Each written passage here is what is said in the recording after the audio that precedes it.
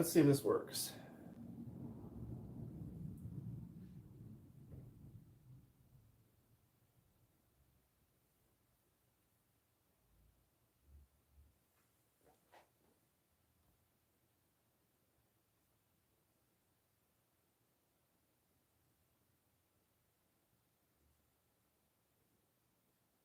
Testing 1, 2, testing 1, 2.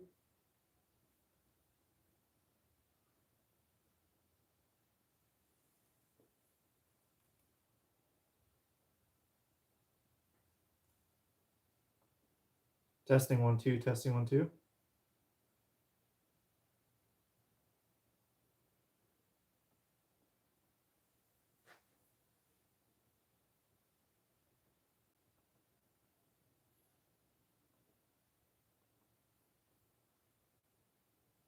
Check 1, 2, check.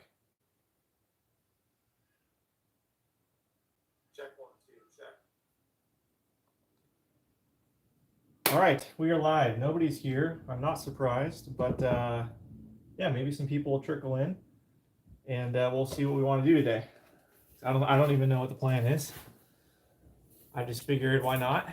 I took the day off today, so here we are.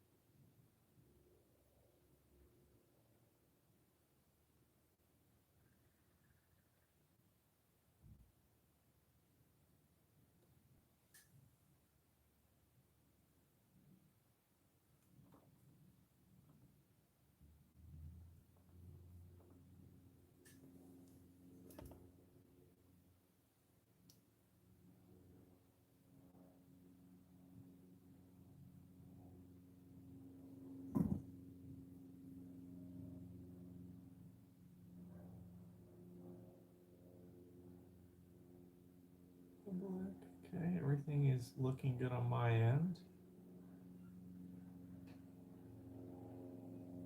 How do I see if anybody's watching?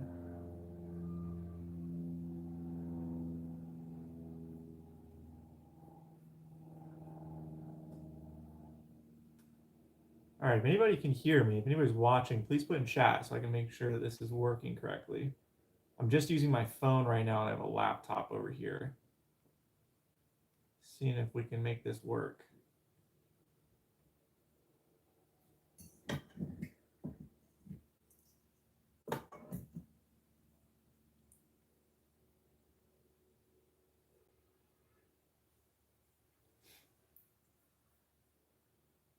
It's working okay. Okay, awesome. So you can hear me all right? Is the volume? I can't control the volume, but is it okay, or do I need to talk louder?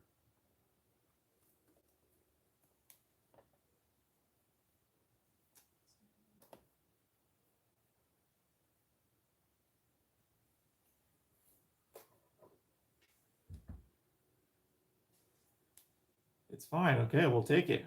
Welcome to the first ever Yeatzee guitar live stream. I don't know if I'm ever gonna do this again. We'll see. So the pain in the butt trying to get set up with the actual camera here. I don't know how people do it exactly. They must have some kind of device I don't have. So we're just using the phone right now. Positioned off to the side, which is whatever, it's fine. All right, so as far as a plan for this video, I have none. I've got the Gretsch here. So I just posted the video yesterday on this amplifier.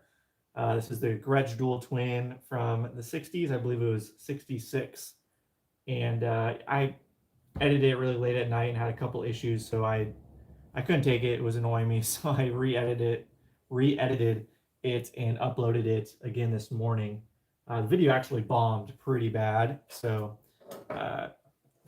both last night and the re-upload this morning. So I don't know if anybody's even going to know anything about this amplifier or see it, but if you haven't checked that video out, please do. I do a bunch of work in this amp, including replace all the filter caps here, the bias cap, the cathode bypass cap as well. And then I also played it before and after, and this thing is killer. I am absolutely in love with this amp. I can't wait to play it a bit more, but yeah, I'm really stoked on it. Really thankful the previous owner decided to sell it to me. Like I said in the video, he just wanted the switch replaced. He didn't want me to do anything else, which not ideal because this was all original and really needed some work. So um, yeah, he just basically said, "Do you want to buy it then?" And I said, "Sure."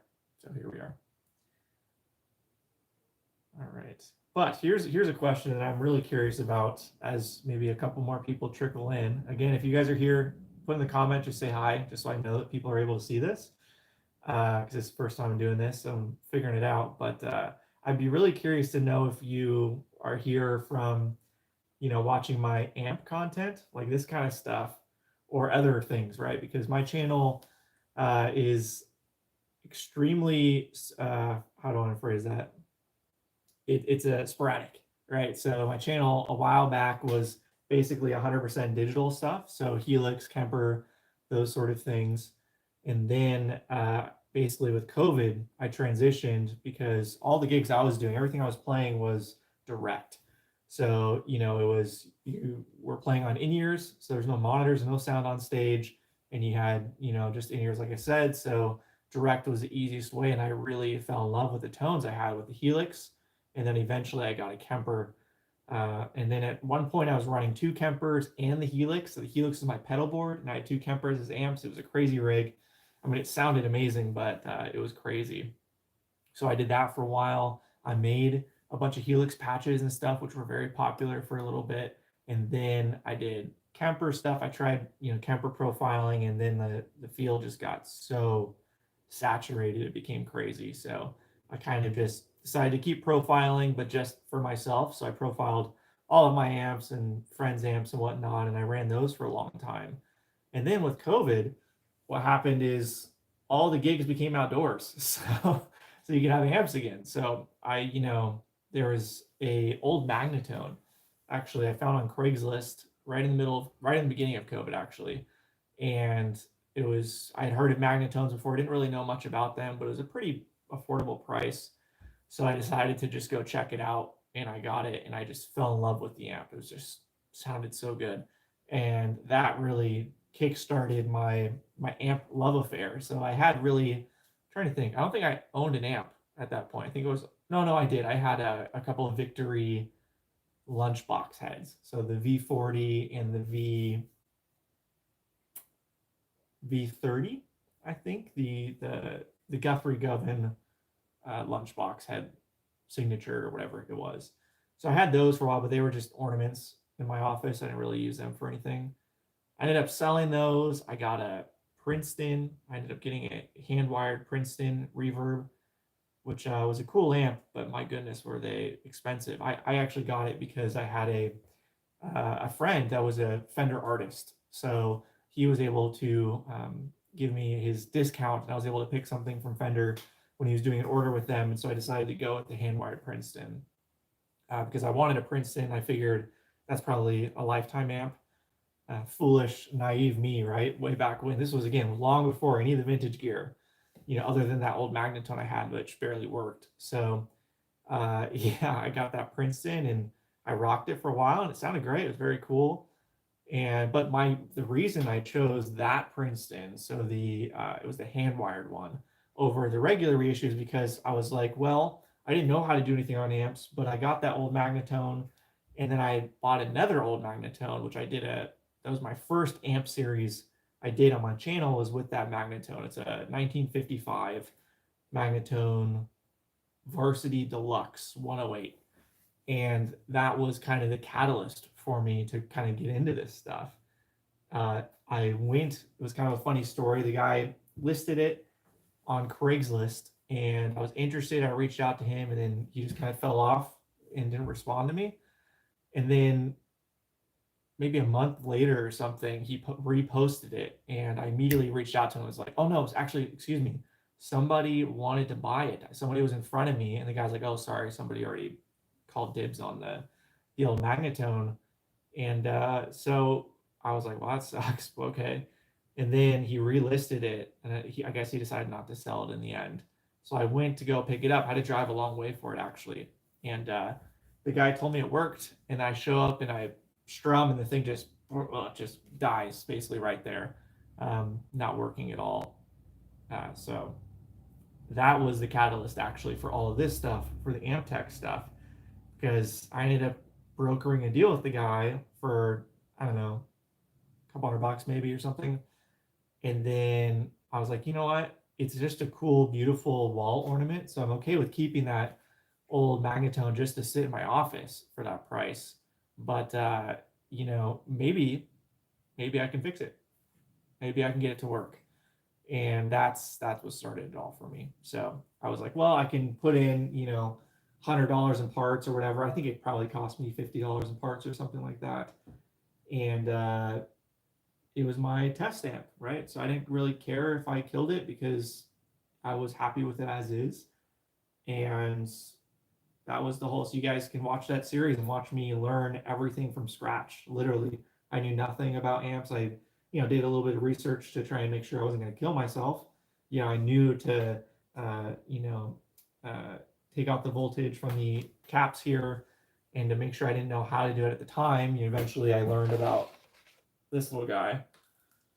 So this is I think they call it a snuffer stick, but you basically ground it out somewhere. So find a ground on the amp, and then put this to the positive connection of the filter cap. And in most amps, the main filter caps are all connected. So if you put it on one, it'll drain the rest of them. So I learned how to do that, and then slowly but surely learned how to solder. Because I soldered a teeny little bit on guitars and stuff, but certainly not to the degree that was required for an amp. And yeah, I knew nothing about what any of the components did or any of that. It was very much start from scratch and record it all, for better or worse. So that's kind of my style. For better or worse, I film it. I take you guys along for the ride. For all 20 of you guys that watch this stuff that are crazy enough to watch it with me. And yeah, that's what I do. So awesome. Thank you. I appreciate that. I'm curious. Which videos of mine do you like? Are you kind of a newer subscriber that's more interested in the amp stuff, specifically the Amtech stuff? Are you more into the older stuff? I was talking earlier about how I was into digital for a long time. That was a big piece of my channel. Kemper, Helix, that stuff. Guitar related comparisons. I did a bunch of those a long time ago. I'm curious. Anybody watching? Let me know in the comments where you know me from, or what you guys watch or enjoy of my content. So make sure this is everything looks okay on my end. Hopefully you guys can hear me. Amtech. All right, a brand new subscriber. Cool. Well, thank you. Well, you probably caught the very tail end of my story there of how I got into Amtech, but the long and short of it is COVID caused me to get into amps again, because all of my gigs before that were just, I went direct with in-ears. There was no monitors, and then after COVID, all of the gigs ended up outdoors, and so yeah, it was kind of like, well, maybe I can play an amp now, since nobody's going to yell at me inside and say you're too loud, turn down, turn down, turn down. And I ended up with the old magnetones and yada yada yada. You can check out my older videos to see those early series of me really having no idea what I'm doing. I still don't. I try and make that very obvious, that I'm not an expert in any of this stuff, and I record the good and the bad, me messing up. I don't hide that stuff, and I'm totally open to constructive criticism for sure on anything I do. And I'm very thankful actually to all of the people that have reached out to me and have, given me some guidance and direction on what to do, the best way to do things, because yeah, I'm learning. I'm enjoying it though. This has been a heck of a time. This is what gets me excited, is these kind of old amps, these quirky, weird amps nobody really knows about. You don't see any of them. If you Google this amp, so this is a Gretsch Dual Twin. If you Google Gretsch Dual Twin, you're going to see, outside of my content, you're going to see basically one photo of one from a Reverb listing from however long ago. I don't think there's any other photos of these online, at least when I looked. There's no brochure actually old Gretsch brochure from the 60s that shows one of these vertical. I don't know if, yeah, you guys can see it. One of these in there. But outside of that, you always see the Gretsch 6161s and the more traditional 2x10 horizontal rig. But this is so much cooler, in my opinion. And it sounds great too. I don't know if anybody watched the video I posted. I posted yesterday, but I had some editing errors because I was editing at 2 in the morning. I missed a couple things and it bothered me. So I re-uploaded it this morning. It bombed both times. But yeah, if you're curious, watch the video because I play this amp twice and go through the tones and it sounds really good. It actually sounds great. Very warm MIDI tone. I played it next to a customer's Princeton I'm working on right now as well, just waiting on some final parts for it, and very different tones, but man, this was very special sounding next to it. So the Rona got a lot of people down. Yep, it's true. It's funny. I don't know if you guys, maybe not everyone resonates with this, but my experience when COVID hit, some people had it where they were able to just really relax, right, and kind of take a step back from life. Maybe you got laid off from work. Maybe you just became work from home or whatever. Man, my life got 10 times crazier. My work was crazy. I had just taken a new role, and my responsibilities were elevated significantly in the worst time for really my industry ever, essentially in the history of that industry outside of a couple little blips. But yeah, so I didn't really get that. This was kind of, I needed an outlet since I wasn't able to play out much. And I just kind of fell in love with it. I was always, if you asked me before, I was a guitar guy. The amp was always secondary to me. I just cared much more about the guitars. They were so much more interesting to me. And I really invested all of my money over many years collecting and kind of getting my guitar collection sorted out. The amps, I just used a Helix or a Kemper for a long time and I was totally happy. But once I kind of completed my guitar collection, which is, I really should do a video going over my guitar. I don't know if people care about that stuff. I don't know. Let me know if you guys would be interested in seeing that. But I've got one of everything, basically, of all the major food groups. It took me a long time to get those. But once I kind of reached that, my desire for a new guitar disappeared. I didn't really have any desire for anything new because I felt like I had it all covered and they were all great guitars. So then, you know what they say with gear acquisition syndrome. People once you're done with one thing, it just kind of shifts to something else. So for me, COVID brought in amps and pedals. So I ended up selling my Helix, selling my Kempers. I got a couple amps. I got a couple old amps, and then I built a new board. And slowly but surely, the last board I had was probably 2017, maybe something like that. And then I got a Helix, and I sold all of my pedals and my amps after I got the Helix way back then. And then yeah, I got back into it, and I just fell in love with all that stuff all over again. So that was a fun little, expensive but fun little journey going back into all this stuff. So yeah, welcome. I can't see how many people are watching now. I imagine it's just a couple, but thank you guys. Love the Helix. Hope Helix 2 comes out. Man, people have been saying Helix 2 since I was playing it back in 2019. Oh man, the Helix is pretty good. It's the tough thing with the Helix. The Helix it's a good ecosystem. It's a good starting platform for a lot of people. I did patches for the Helix for a long time. Got a lot of videos on my channel about the Helix.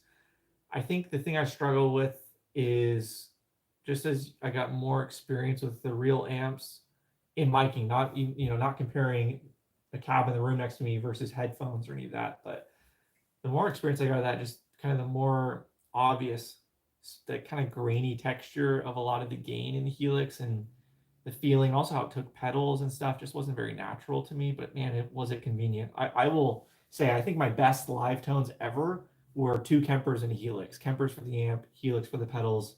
And then I could create snapshots to where I could have every little part of the song built out from, verse, intro, chorus, solo, everything. It was dialed, everything was level matched. Man, if you got a great sound guy, that's a very, and you tour, my goodness, that's the way to go, because everything is perfect every night. So what do I think on the Fender Tone Master stuff? So those are the solid state Fender amps, right? They got like a Princeton Deluxe Super now. I've never played one before, but I know the appeal is that they're super light. They can go direct, and they're supposed to sound really good. I've heard great things about them. I don't know. My I land where I think Lyle with Psionic Audio lands with that kind of stuff. It's just gonna be trash in a decade. And for me, all of my purchases that I do I want these to be good forever, right? Like this was a 66, all original untouched, other than the 3-prong. It still worked great. That's why I bought the Fender hand-wired Princeton way back when, in 2020, because I wanted one that was hand-wired and it would last forever. And I wouldn't have to worry, if something happened and the PCB got damaged or whatever, and they don't sell the PCB anymore. I didn't want to deal with that. Even before I knew how to work on amps, like, well, I can find somebody that can do it. I'd much rather go that route. So yeah, with the Tone Master, I'm sure it sounds great, but I don't know. I would rather save and get the real thing. But that being said, of course, a freaking new Princeton, hand-wired Princeton is, I don't know what they charge now. It's almost $3,000, I think. I said before this, but when I bought mine, I have a friend that was endorsed by Fender, and so he gave me his artist discount to be able to purchase that. So it cost me like a little over $1,000, I think, when I bought it. So for that, it was kind of a no-brainer. But yeah, and then a vintage Princeton. My goodness, people for silver-face Princetons are wanting $2,500 now. That is like insane to me. That's insanity. The silver-face stuff is cool. I'm working on one right now. I've had it for a while, just kind of piecing together parts for it. But yeah, I don't know. That's crazy. I think the Princetons are cool, but they're not that cool, in my opinion. I much prefer, like, this is much cooler, in my opinion, than a Princeton. It's just got more vibe. It's much more unique. Sounds bigger with the 210s. But yeah, the Princetons are crazy, crazy in demand. You went back to rack preamps. Well, that's that's a whole other thing. You got it for dinner. Keep the videos coming. Great job, enjoying the journey. Appreciate it. Thank you. Thank you. You're always in the comments, and I really appreciate that. My videos could use all the help they can get from people like you leaving comments. So thank you. So went to rack preamps. So what does that mean exactly? Explain that to me. A rack preamp. Are you saying you have preamps that run into a rack mounted power amp? Like an old Bradshaw rig or something? With like pedals in the rack and all that? That's a whole other thing. I try and keep I know I would go down anything I start with, I get into like a crazy rabbit hole and I dive in, and then I just like go so deep. So I try and limit the scope of stuff I want to like get into, because I know I would go crazy. Like I've got a very obsessive perfectionist personality, so like very addictive as well. So I'm very careful about what I get into, because I can't half do anything. So that's interesting. Don't tell me too much. Yeah, okay. Uh, that's interesting. Okay. What's the benefit of that? Is it just like you have a lot of flexibility, everything's all in one place? I'm assuming you play live with that, right? I don't know if that's like a bedroom rig or not. Tell me more. You piqued my curiosity.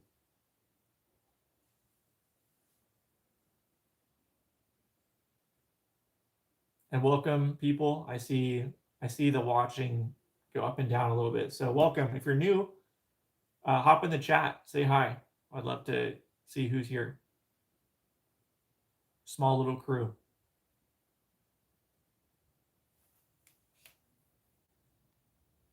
And no real agenda for this video. I just figured I'd just do a little hang and talk to you guys and try this out, because I've never done a live before. So I might do some work on the amp. There's a couple things I wanted to do to it still that I haven't done. And I'm not sure I really need to film for YouTube for like a proper video. So I might bust out the soldering iron. I do have it turned on. Maybe I'll do that in a little bit. But yeah, for now, happy to chat about anything gear related. So digital, I can talk all day about Kemper, Helix, Quad Cortex. I can talk all day about vintage amps, all day about any type of guitar. I've got a kind of a ridiculous collection of guitars that took me a long time. Um, yeah, I'm into all gear. Happy to chat about any of it. In fact, let me grab one of my guitars. I've got it behind me.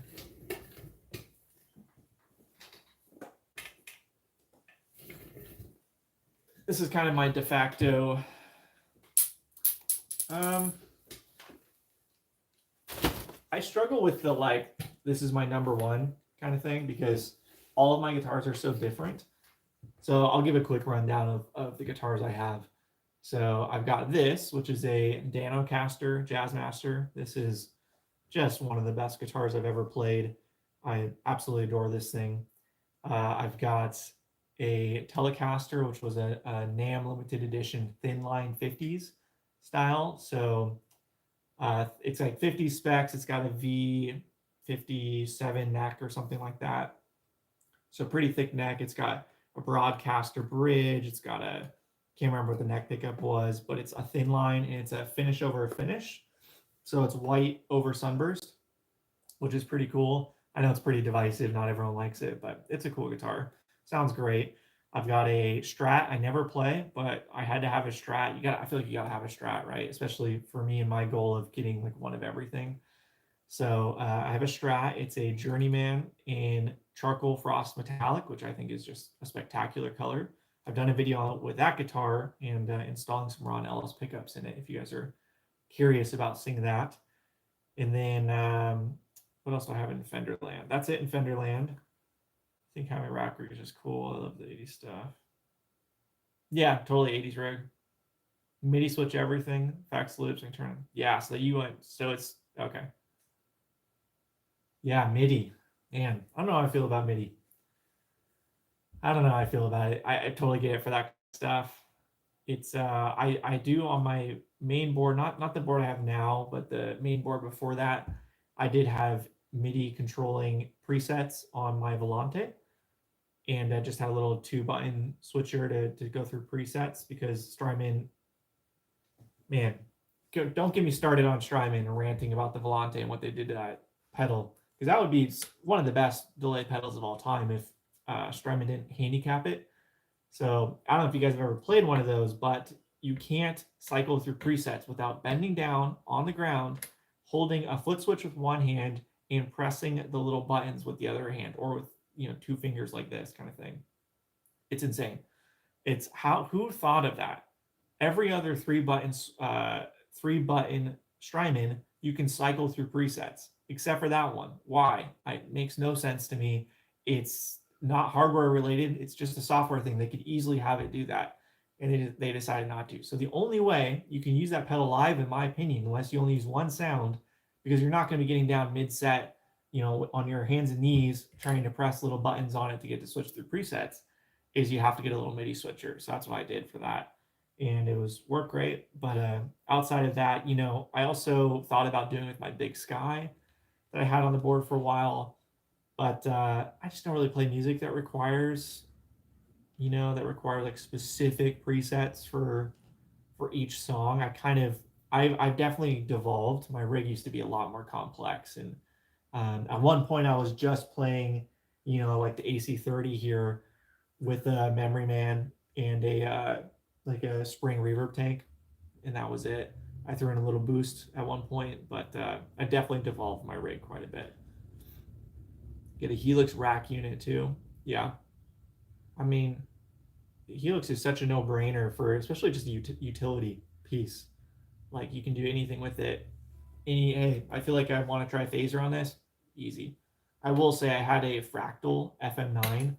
At one point, I actually got it. I don't know if you guys remember, but they were like unobtainium for a while. And I was very early on in the pre-order, so I got it. And I hated that unit. I hated it. It sounded really good, but it was so convoluted and confusing to use. It was just, I had a terrible time using it. So I ended up selling it and making a solid profit off of it to a guy. Already have a whole bunch of amps, take away too much space, so I have everything on the rack, just make it more simple for me. Totally. I get it. Convenience and ultimate flexibility. Yeah. Yep. That's exactly what I did with my Helix for a while. Um, well, I just used it as the brain for my rig too, and I used other things for amps for a while.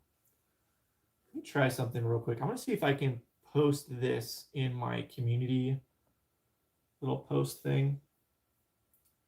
See if we can get a couple more people in here. Let me put the guitar down and type real quick.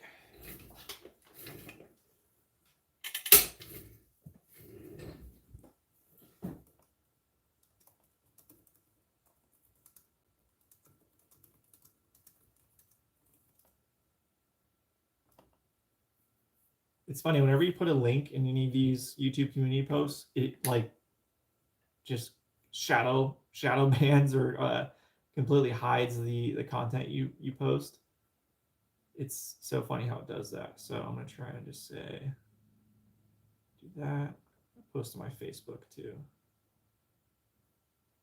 I should have done Instagram, but my phone's being used for the video.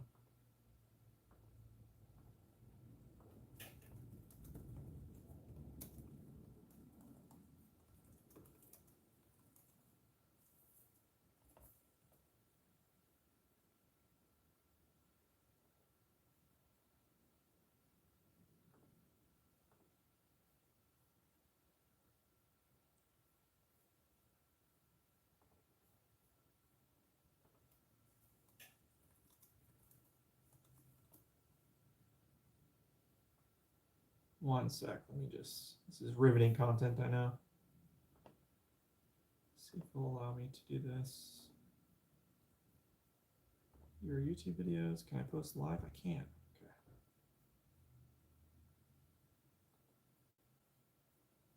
All right, let's see if this brings any new people in. What's my desert island amp? What music am I playing? It depends. You know, Holy Grail for me that I kind of like what I was saying with guitars. I picked up kind of one of everything. You know, I got the Jazzmaster, I got the Tele, I got the Strat, I've got the Les Paul with humbuckers, I got the Les Paul with single coils. I've got the Gretsch, I've got the 345, I've got the 330, I've got the baritone. So I kind of got my favorite of each of those versions. And with amps, for me, I want to get all the main food groups in the same way, but I want them all to be kind of cream of the crop. So this right here, this is my AC30. This amp I just definitely a desert island amp for sure. Definitely qualifies. It just sounds so good. It is a monster. It is aggressive, raw, and it's just super fun to play. I love this thing. I put so much work into it, so it just makes it a lot more special to me versus just buying one because I put so much blood, sweat, and tears into it. The Vibralex reverb I have is just like if I had to choose one, it'd be that because it has reverb and trem in it. So you know, that would keep me a bit more occupied. And the reverb in it is just so lush and beautiful. But that amp is just unbelievable. I love that Vibralex reverb. And the same thing, I put a ton of blood, sweat, and tears into that. You know, both of those amps, I honestly never thought I'd be able to own. A Super Twin, a head and cab AC30 is very rare. They never pop up. And the whole story of how I got that's actually pretty interesting, which I might dive into if people are curious to hear about it, but it's a bit of a long story. But the Vibralex reverb, same thing. I never thought I'd be able to own one of those because those are like, people want like $4,000 for those now, which is kind of crazy money. And but man, they're such a good amp. Not a good home amp, but for gigging, it's kind of perfect because I can still get some drive out of it at gig levels. Yeah, so it's not crystal clean. If you need that, that's not a good choice for like, at least we're a pretty loud band, the main band I play in. So if I had to pick one, it'd be the Vibralex, but man, AC30, this thing's killer. Really depends what I'm doing. Those are both way too loud though for like if I have to be kind of mellow. So if I had to be kind of mellow, I'd probably go oh gosh. I was gonna say my Hayseed 30 because it's got a great master volume, 15 watts, all of that. Man, I don't know. It depends. But I love amps. You can see I've got another, so there's another AC30 behind me. This is a 63, 64 combo next to the head and cab Super Twin here. So I actually purchased this amp. Again, I can go into a much longer story if anyone's curious, but I purchased that AC30 specifically for the speakers and actually for the power transformer because I was gonna use it as kind of a donor amp for the Super Twin, but I ended up not. The power transformer in this is a 70s Lamarck. So it's a AC30 transformer, but it was one that they used in the 70s. And power transformer doesn't change the tone. It's just putting out voltages. Assuming the voltages it's putting out are correct, it will sound exactly the same as a Albion or whatever I had in. So this one's all original, and it had blues, so Celestian blues. However, when I purchased it, the guy thought they were all original, and I got some photos, and we discovered that they're not. Actually, they were Pulsonic recones. So basically, what I've learned is that so obviously they had Pulsonic cones originally, which is what everyone wants, super sought after. For some reason, Celestian can't make the same formula nowadays. I don't know. I don't understand why, but basically the modern recones are not the same, and it changes the tone when you recone it. So, but it has a recone with original Pulsonic cones. So they had, tons and tons of recone kits from the Pulsonic days around. People bought them up and used them on very expensive vintage speakers like that. And most people kind of consider it basically the same, value wise, tone wise. If it's a good recone with an original cone, it's more or less the same. So I was gonna swap the speakers in here, but then I went down the rabbit hole of the Alnico Celestian speakers, and I did a video of that on my channel recently that you guys should check out if you haven't already, where I compared seven Alnico speakers. So a modern gold, a modern scumbag, and then the rest were all vintage speakers. So check that out. Very interesting. And there's a whole other story. Again, I don't know what you guys want me to get into. I'm just rambling at this point, but I had a very interesting story I bought a pair of Celestian Alnicos that were all original off Reverb, and had a bit of an issue with those, and that just got resolved recently. So still trying to figure out what I want to put in this cab for the AC30. I've got a lot of options, so I'm still playing with it a little bit.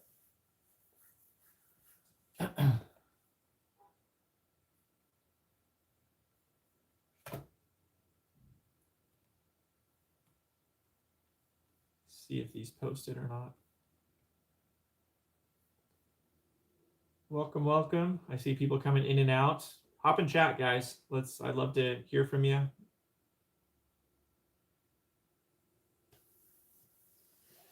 I'm just here chatting about gear. Ask any questions. Anything you want to talk about? Not that my opinion matters that much, but hey, I'm here. You're here. JBLs. I've only ever tried JBLs in a twin. It was a 68 twin, and that was probably the most brutal amp I've ever heard. That thing was brutal. I mean, you felt your brain shaking in your skull when you played that thing. It was so loud and so just ice picky top. It was brutal. The owner ended up, I mean, they're worth a lot of money. He ended up selling them for, I think, more than he paid for the amp in total. One of my buddies, but yeah, JBLs are an acquired taste. I know people, that's like the holy grail version of the Vibrolux. There was people could buy JBLs as an upgrade from Fender, and so there's a few out there that have the orange, the orange frame or whatever JBLs in those, the 10-inch. I can't remember what they're called. You would know, obviously, but yeah, people love them, but it's a very specific sound, very hi-fi, a bit too much. Actually, that's probably my favorite part about the Vibrolux. It's a pretty warm sound. It's not, cut your head off like some other Fenders can be.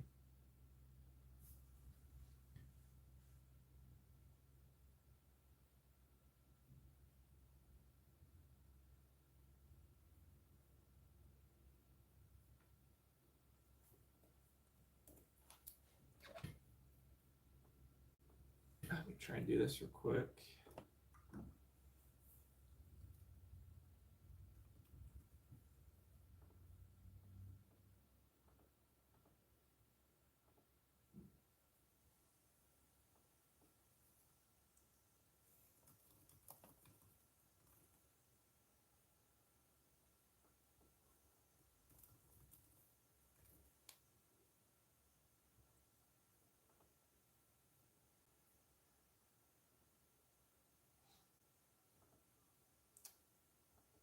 is this not working?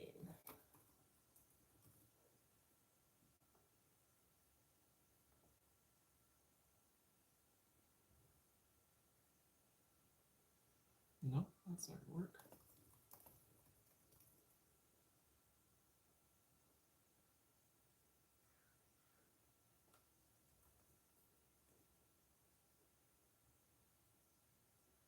There we go. Okay. All right, one sec. I need to get a code off my phone. One sec.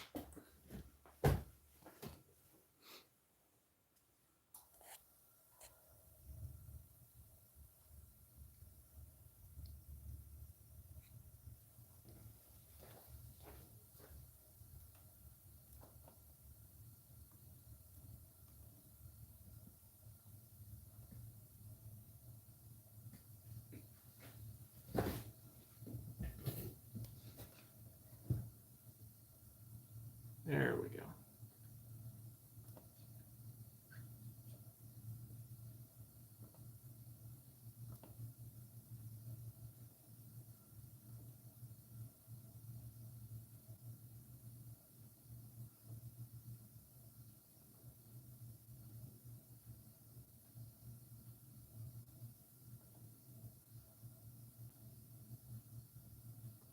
So what happens if I try and open up a different app on my phone while it's doing this? Does anyone know?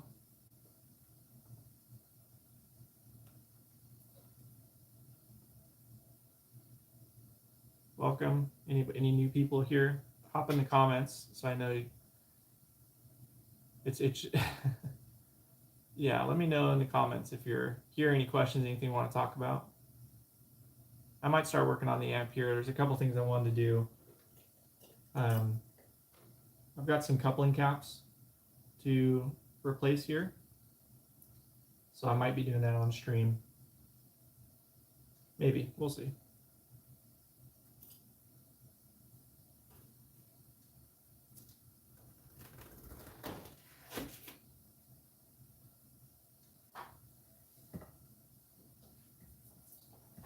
Yeah, you're fine.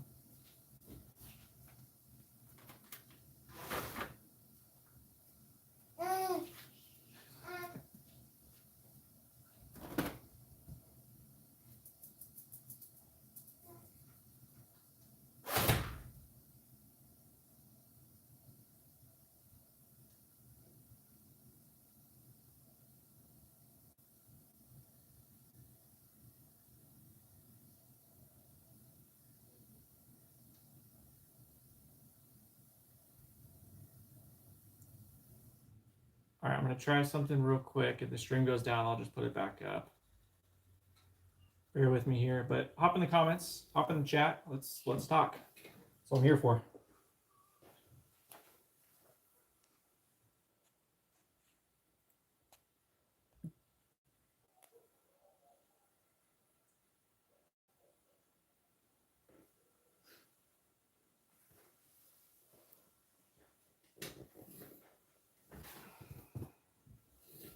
Did I lose it?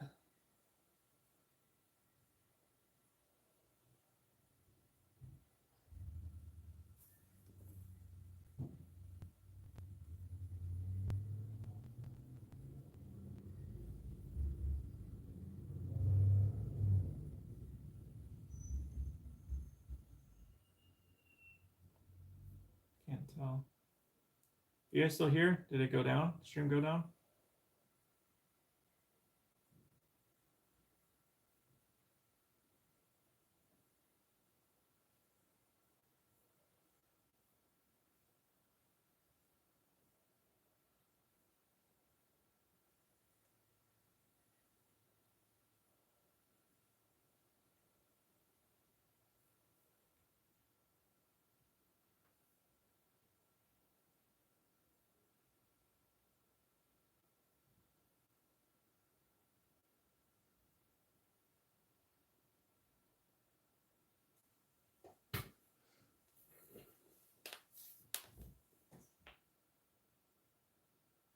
I'll try playing it. I wonder if audio will play okay.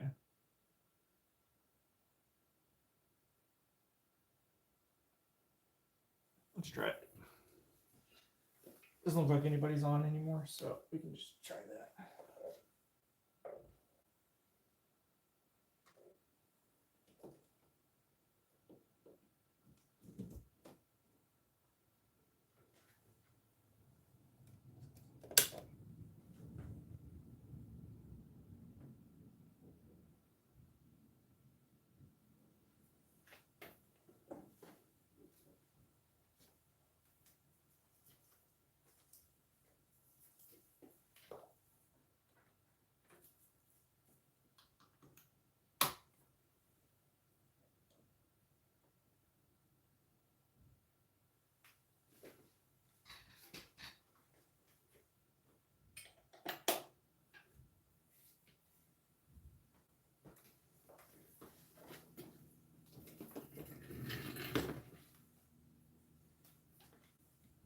Let's see if playing comes across at all on this.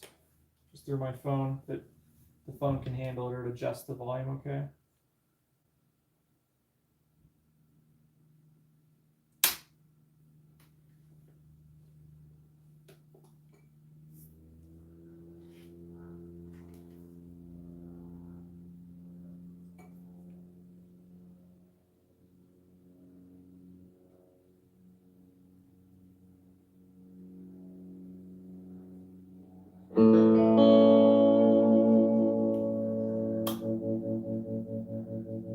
You guys have to tell me in the chat if you can hear if it's too loud, or I can't adjust it. But I'm just curious if the phone will adjust the volume okay for playing guitar.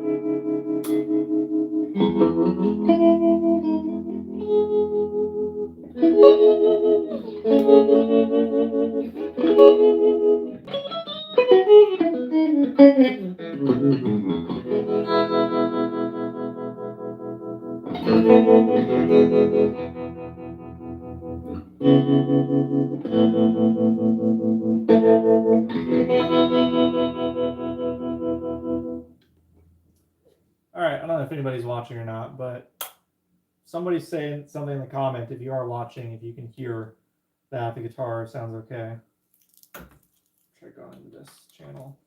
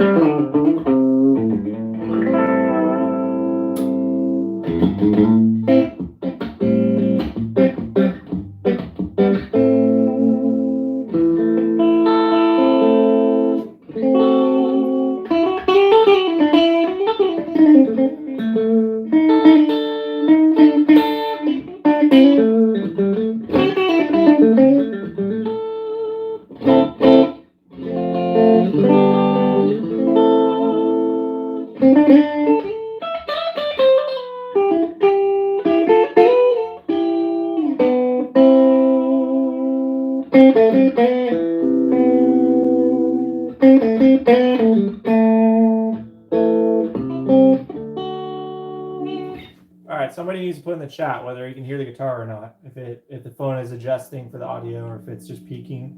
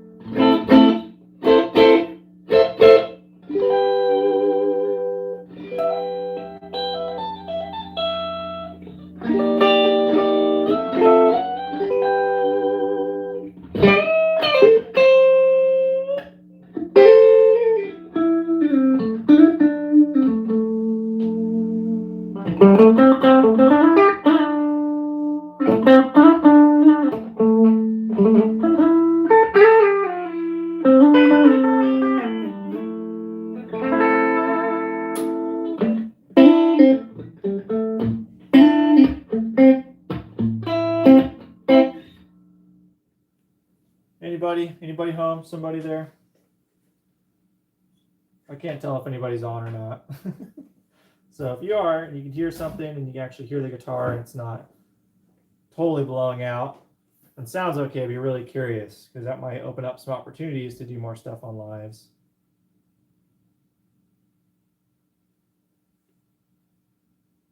Unless my internet goes out. I can't tell.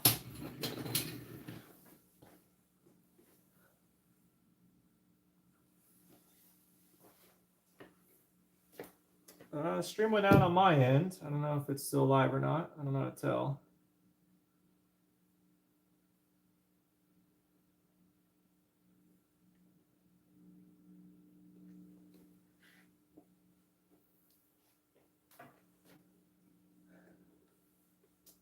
All right, it says I have 5 people watching now. I'm assuming 2 people watching now. So nobody watching, or maybe 1 person because I'm watching myself. So welcome, single person. Appreciate you being here.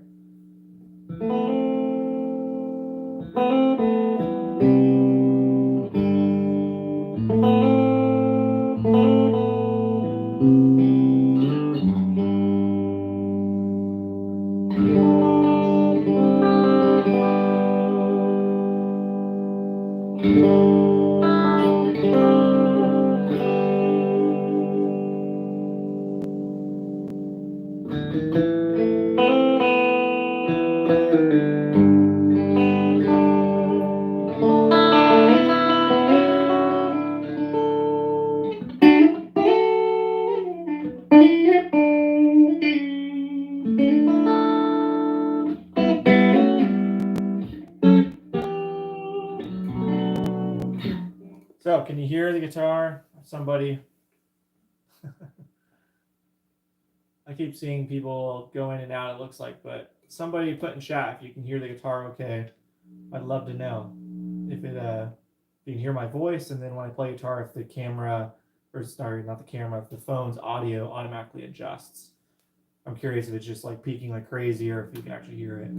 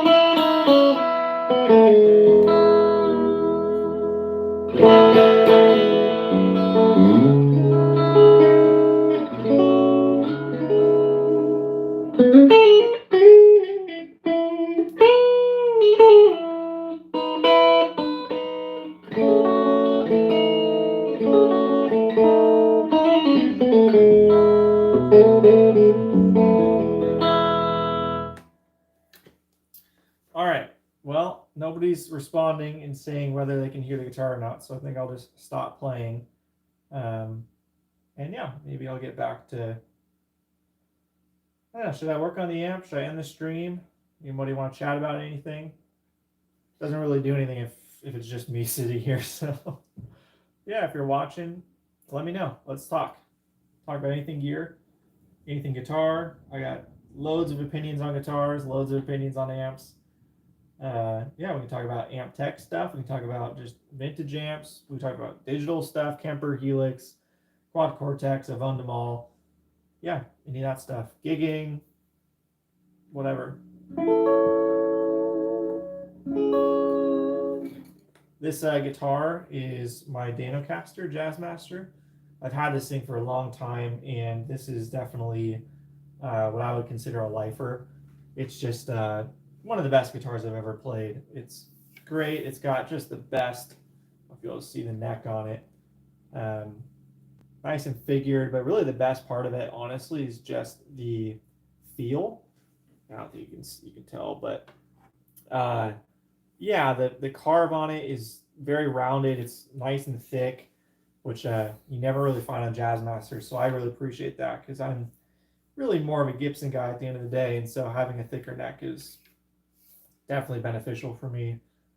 And just the way that Dan Strain with Danocaster rolls the edges and everything, it just feels so nice. So I won't say it's a perfect guitar. I've had a few little things with it here and there, but man, it's just so comfortable. I don't know if you've ever played a Jazzmaster, but in my opinion, they are by far the most comfortable guitar to play. There's the contours, the way they fit, everything about them is just very, very ergonomic. Definitely you can see that is something they were thinking about. Leo was thinking about when he made them, is they're just so much more ergonomic than a hard-edged Telly, for example, or something like that. Not that I don't like that, because I have one. I've got a double-bound Telly, so I'm into that as well. But just objectively, the feel of this is great. So that's what I'm playing, but I have no idea if anybody can hear it because nobody's saying anything in chat. So I'll play a little bit more and then I'll probably put it away.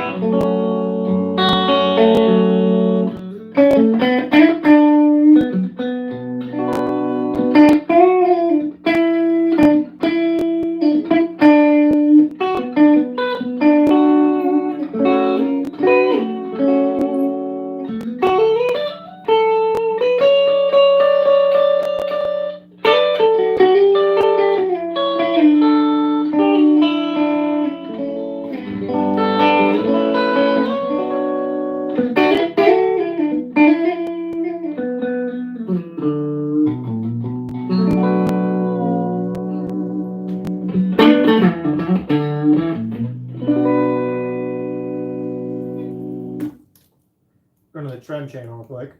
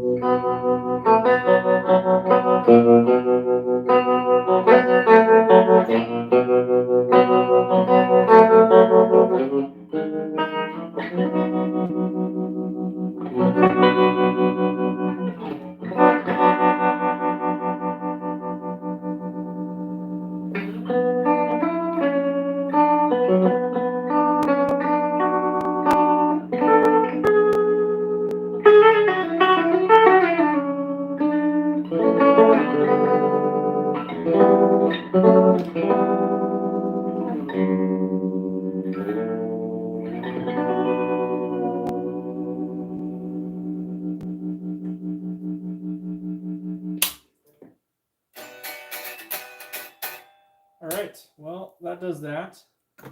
No idea if anybody could hear any of that, so all good. I'll put the guitar away.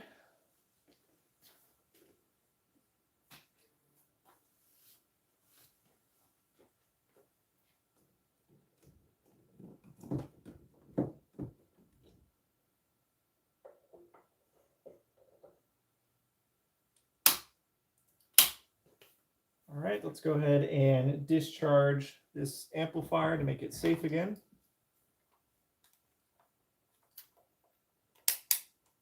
So we'll go ahead and put it in DC volts here. We'll connect to a ground connection. Any of them, doesn't really matter which one. And we'll connect to any of the positive leads off of the main filter caps here. Again, does not matter which one because they're all connected. And so because I strummed the guitar as it was off, turning off, it already took out a bunch of the voltage. So it's only 8 volts in them right now. And so you can see it's, about 8-9 volts. I don't know if you guys will be able to see this or not. Let's see if I put it here.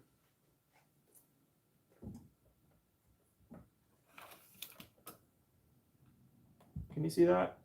Probably not, huh?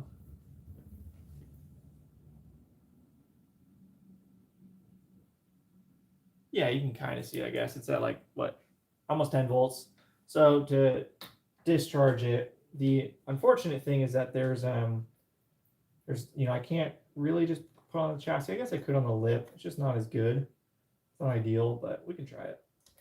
So normally you just go on, some part of the bare chassis, and then you'll just connect this to one of the positive leads off of the filter caps, obviously being mindful not to touch any metal yourself. And then you should be able to see 6, 5, 4.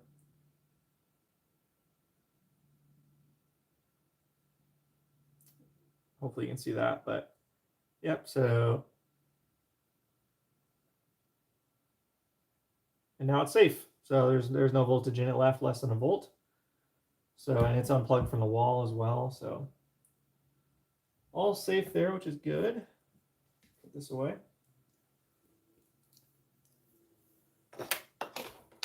Now I can go ahead and start working on it.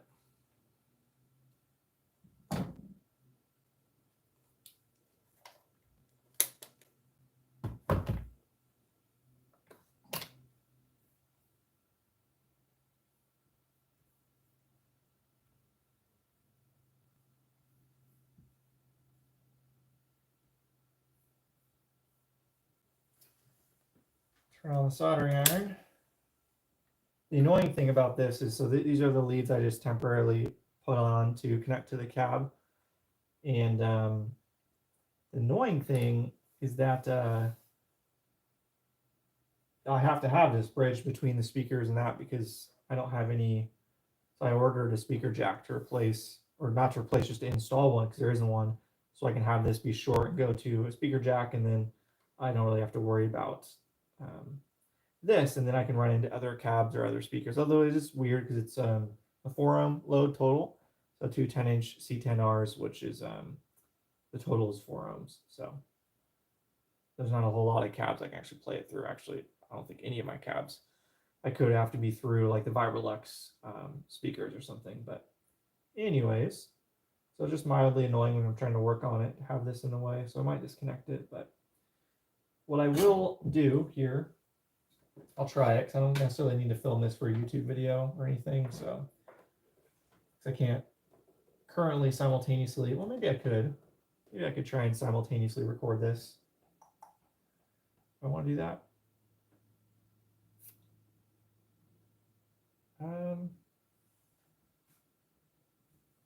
Maybe I'll try. This stream is entirely just experimentation. Me just trying some stuff and seeing if anything works. See what works and what doesn't, and adjust accordingly.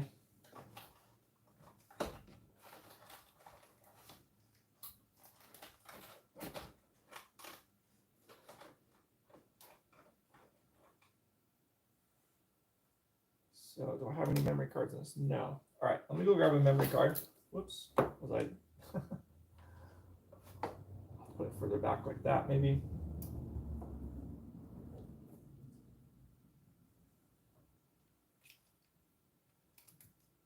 So nobody's in chat talking or anything, so I'll be right back. I'm gonna grab a memory card, and then yeah, I guess I'll try and simultaneously do a live while filming some of the work I'm going to do to the amp. I don't have all the parts I need. I realized I actually ordered the wrong stuff. So the coupling caps here, there's 1, 2, 3, 4, 5 in this scratch amplifier that I wanted to replace. And I only have 4 of the right value, 0.047s, because these are 0.05s. All of them are 0.05 microfarad caps. And I ordered on accident Vichet 0.0047, which is rather annoying. I ordered like 7 of them or something, so they're over $1 a piece, which is kind of ridiculous for what they are. So let me grab a memory card. I'll be right back. I don't think anybody's really watching, so it doesn't matter, but I'll be back.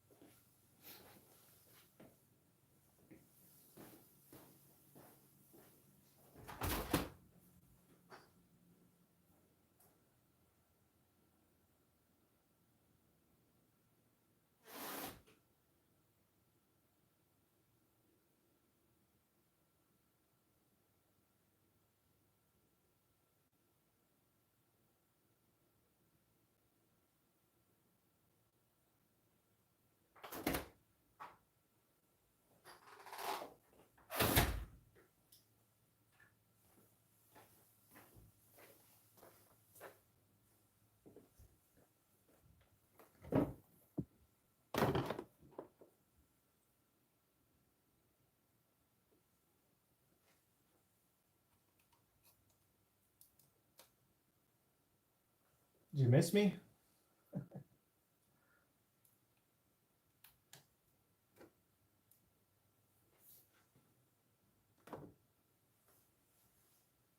So what I think I'm going to do is film, I guess, part of my YouTube video, the next part for this amplifier. This is the 66 Gretsch Dual Twin, which I just uploaded a new video for. If you guys haven't seen it, I don't know how many people are even on this, but if you haven't seen it, I just uploaded, actually did it yesterday, but I realized I had a couple errors because I edited it at like 2 in the morning. And so I noticed I had a couple of problems there. So I changed those problems, just me being dumb, and re-uploaded it this morning. And actually the video bombed really bad both last night and this morning on the re-upload. So I don't think anybody will end up seeing that one for whatever reason. Just kind of didn't get in the wave of the algorithm, which happens quite a lot, but all good. It is what it is. Yeah, check that video out if you haven't already, because I played the amplifier and I showed all the work I did. So I installed new filter caps in it, new bias cap, and then I added a cathode bypass cap that was not in here from the factory. And it actually made a pretty solid difference to the tone, in my opinion. So yeah, cool stuff. Up and out of the way. This whole amplifier, the way it's laid out, is just so crazy to me. all of the resistors folded over on themselves, and these just kind of flying caps everywhere, just incredibly close to, you know, shorting out or grounding out. Just like right here, this one, you can't see it, but it's just so close from grounding out on this terminal here. It's all factory. That's how it was. So, alrighty, let's go ahead and we'll just remove these because it's annoying. Take out those coupling caps. First, we'll do that.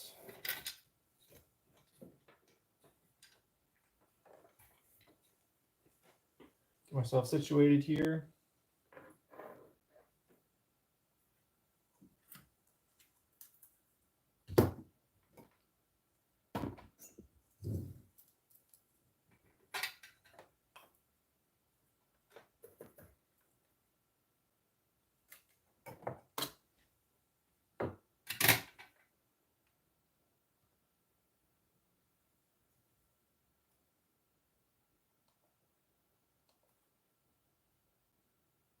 Check 1, 2, check, check. Check 1, 2, check. All right, that's working. We'll try this out. See how this goes. So I'll be doing a YouTube video and doing a YouTube video. So yeah, all right, let's give this a shot. Since nobody's in chat talking about gear, we were doing a little bit earlier. I don't want to just stand here and do nothing. So my time is limited and I've got a lot of work to do. So let's be productive here. Let's get this situated for the camera.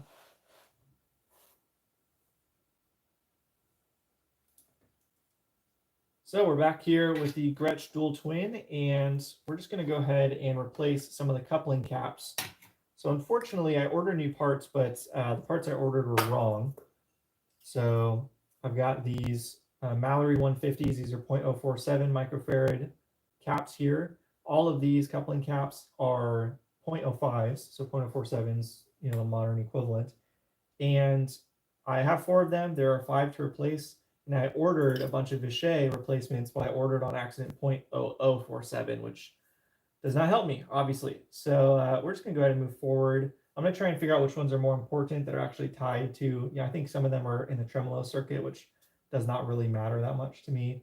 So we'll figure that out. And then also this bypass cap here, we'll probably replace that too while we're at it. That is for the trem channel. So I'll do that first. Either way, we'll disconnect the speakers here just because they're in the way, and then we'll go from there.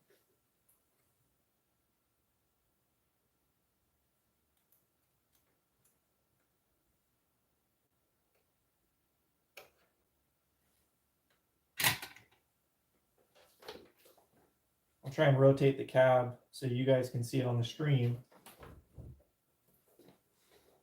How cool this thing is.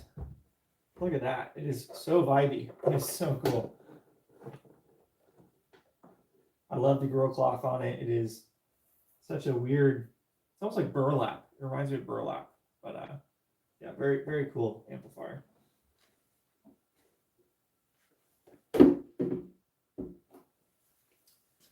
All right, now we got a lot of room, which is great.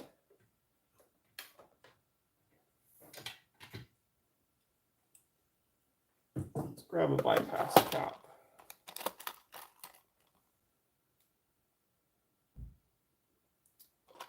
So we've got a mod 25 microfarad 50 volt, and that will be replacing this bypass cap down here for the trem channel. So I think we'll go ahead and just move forward with that. The original is a 35 microfarad 50 volt, so not a massive difference there, should be fine. And yeah, we'll give that a shot.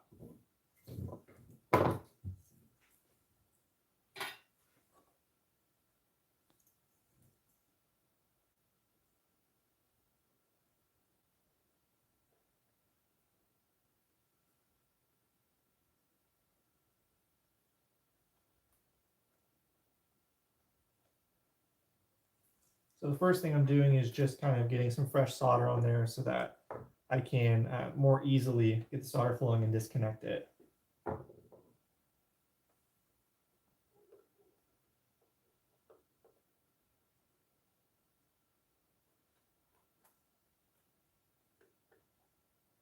right, there's one end. So that'll go to where the yellow wires are. And this one will go to the other yellow wire. Pretty easy to remember.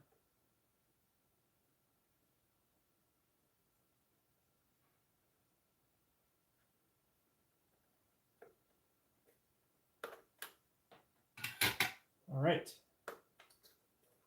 Made in the USA, Mallory, 35 microfarad, 50 volt. So let's put that off to the side, grab our replacement. You see how small it is, teeny little guy. These little mod caps are great. They're very small, which I don't love.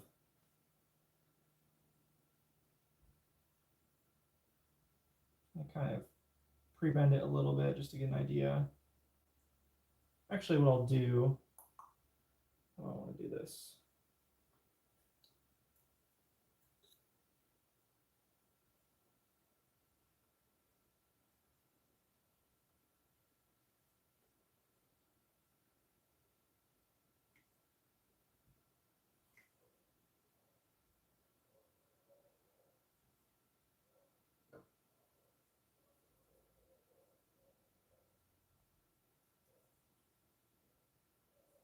Welcome to those on the chat watching.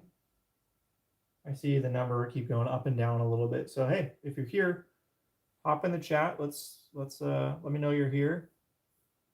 Happy to talk about any kind of gear stuff, whatever, any of my videos, any gear questions. I'm all about it. So let me know.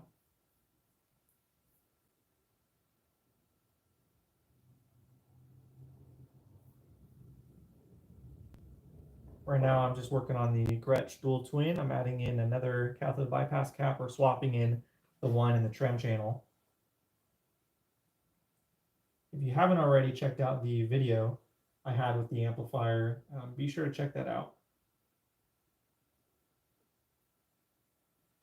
I was posted this morning. I had another version up last night, or yesterday, but I had a couple mess ups in there. I wasn't super happy with.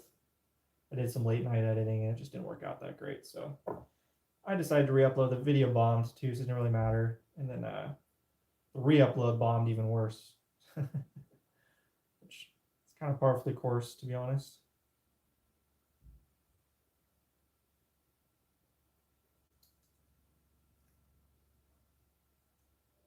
So just kind of getting a rough mock-up of where I want this stuff.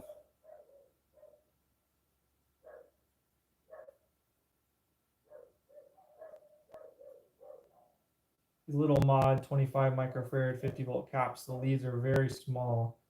So I try and be very careful about how I do the bends to make it look clean, but they are difficult.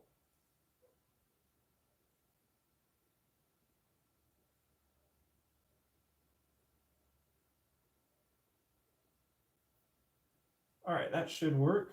Let's go ahead and trim the leads here.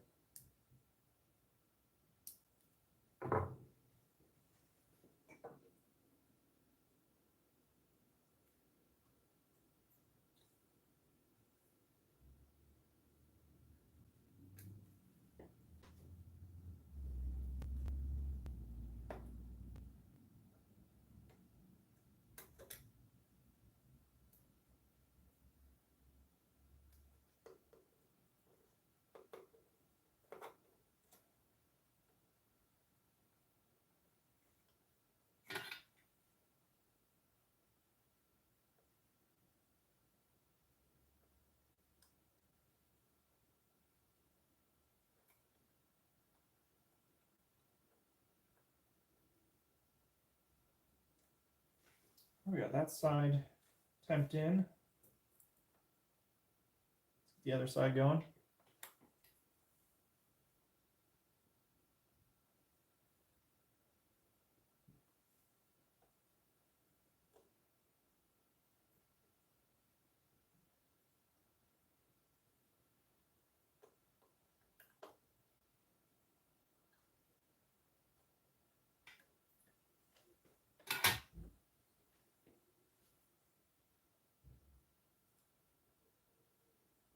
All right, actually looks pretty good.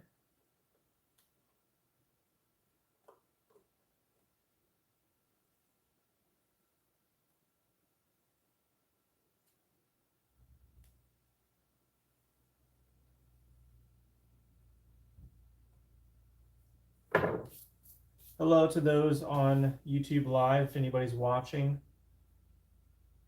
Hop in the comments. Happy to chat about anything gear related. I'm just filming a normal YouTube video while doing this. I figured I'd kill two birds and give this a shot because I've never done a live before. So welcome.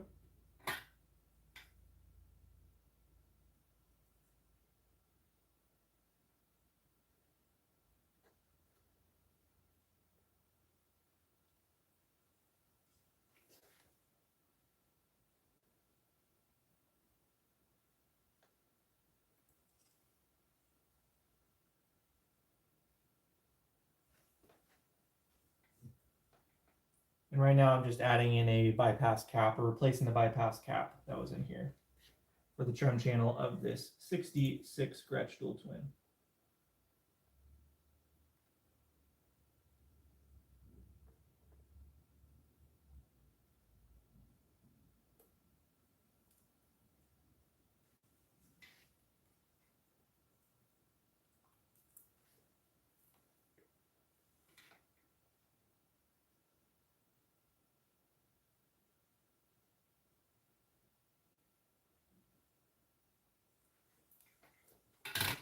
Alrighty. Trim off the excess in the back here.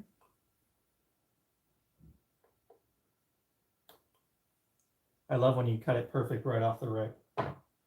Love when that happens. Beautiful. So there we go. There is the replacement bypass cap on there. So we went again with a 25 microfarad 50 volts, and the original was a 35 microfarad 50 volt. That's an old Mallory. These are kind of interesting. They epoxy the ends on them. You don't see these very often. Alrighty, now, actually, let me show this real quick. This is interesting to me. These are both Mallory caps, and this one, they're both 35 microfarad 50 volt. You can see how different they are. They're both Mallory. So very weird. I don't know why that is. You can see these are both from 66. So 235, that's Mallory code. 66 is 1966. But they look completely different. So that's kind of interesting. Yeah. Actually, you can see how roasted this one is on the bottom. I'll show you guys on the live. Again, hop in the chat. I'd love to hear from you guys in there, but I can't interact with anybody that doesn't interact back. So I'm just going to keep filming the video until people start talking. But yeah, these are both Mallory 35 microfarad 50 volts, but both from 66. We can see completely different, which is very, very interesting. Maybe it's not. I don't know. All right, so the coupling caps are all in, or not coupling caps, the bypass caps are all done. Now we can go ahead and move on to the coupling caps. So let's just kind of trace out where all of these are going to and see, because I've only got 4 and there's 5 to replace. So let's kind of identify maybe the ones that are most important or most have the most effect on tone. Now what I could do is check for leaking DC. Maybe I'll do that. I want to do that because I just moved the speaker cab away.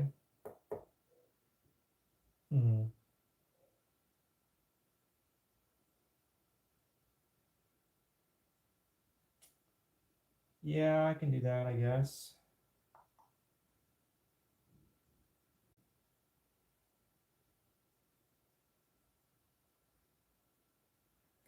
All right, let's do this properly. So let's see which ones are leaking, and we'll leave the ones that's not. So let me get the cab back. We'll put it up here because I've got to connect the speaker to it. And we'll solder that back in, the connections, and then we'll check for leaky DC, and then from there, swap in the ones that need to be swapped in.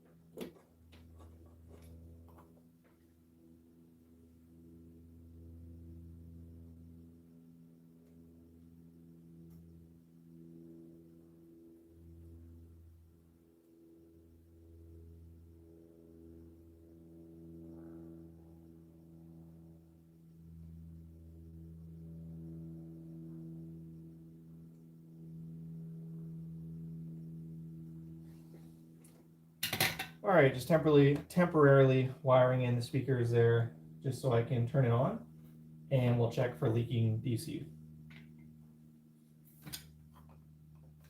This out of the way.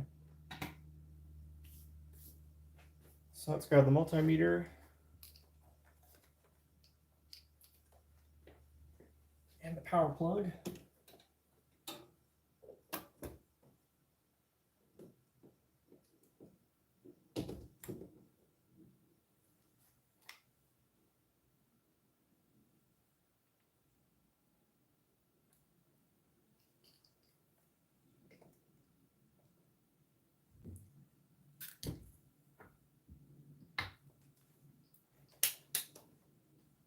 All right, so again, we're checking for DC voltage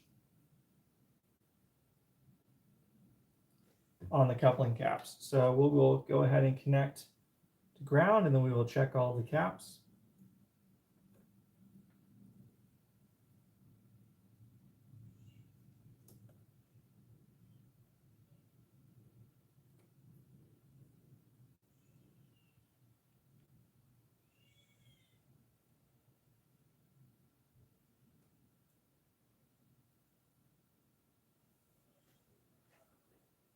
Alrighty, let's go ahead and flip it on.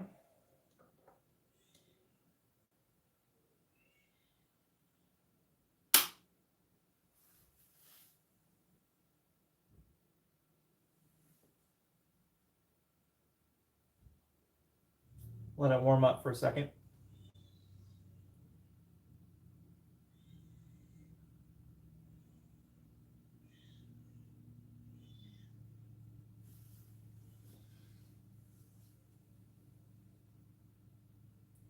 Those on YouTube, where are you guys watching from?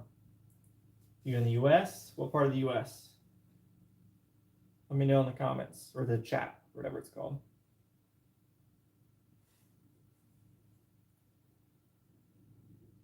All right, so it's warming up, and this coupling cap right here is leaking 1 volt. You able to see that?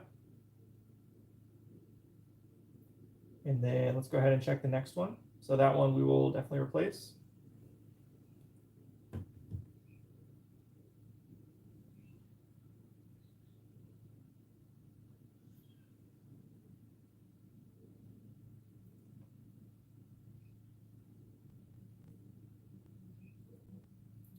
Let's check this one.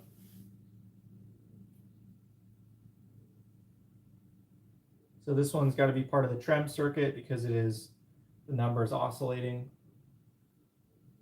Not sure if you'll be able to see that. So this one, it's hard to say if it's leaking or not. This one's probably fine. We've only got 4, remember, to replace, or available to replace out of the 5, so we've got to be a bit more selective on which ones get to use the new parts. So that top one's probably fine. Let's get this one down here, very careful.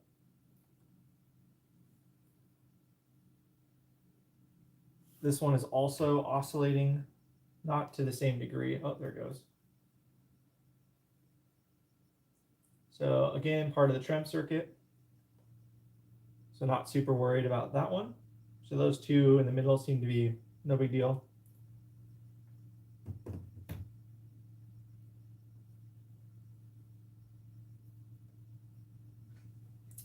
All right, now let's go and move on to this one over here.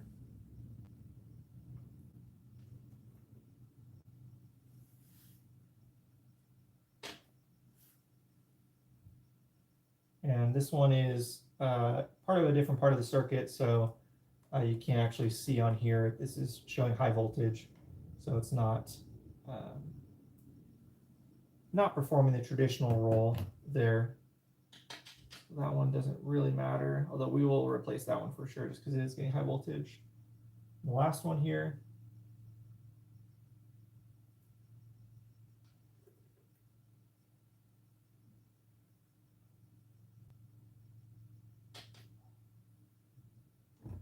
And same thing with this one. So different role than the others. So those are fine. We will go and replace those. Now, it is fairly high voltage there, 240 volts. And the replacement caps I have are 400 volt. So those are rated totally fine for there. And yeah, we'll have no problems on those. So to recap, we will recap or replace this one for sure. This is leaking DC. These two are part of the trem circuit. We can leave those. And then these two right here we'll probably replace. Of course, those are the most crowded and difficult ones to reach. So what's new? All right, now let's go ahead and make the amp safe again. So I've shown this before, but we'll hook the multimeter up to the main filter caps.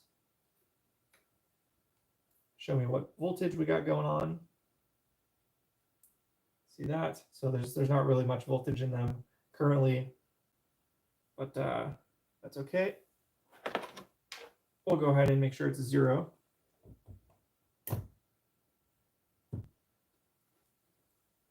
Got your snuffer stick.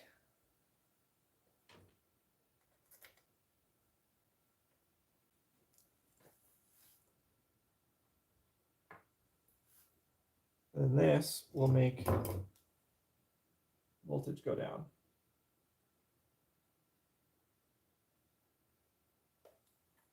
So we're now below 2 volts. Basically nothing, but we'll just let it go down even lower. And we'll make sure to unplug the amplifier before we start soldering in it again.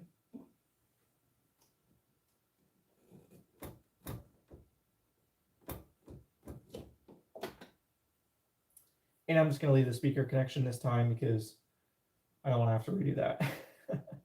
Well, I will redo it, but yeah, we'll just leave it for right now. All right, we're down to 0.5 volt, so a non-issue. Go ahead and remove that.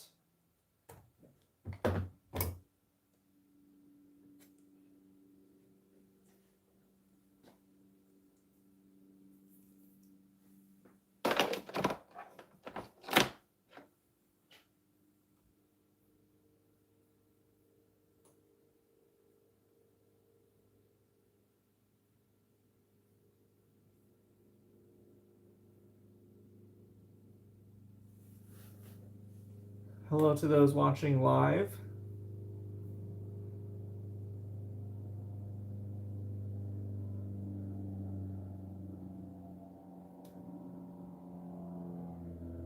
Just double checking real quick to make sure the stream is working.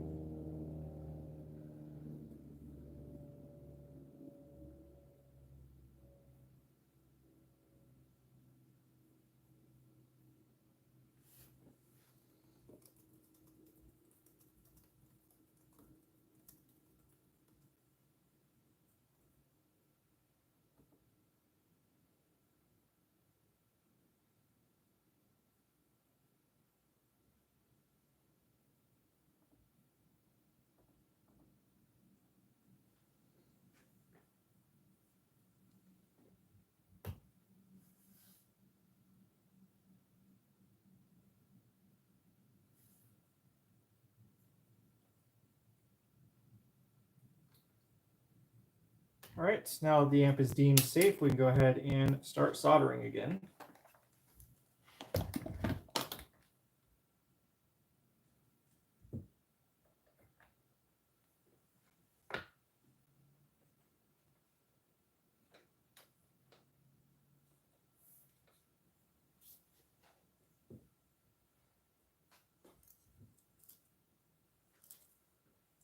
So we'll replace this one, which was leaking DC.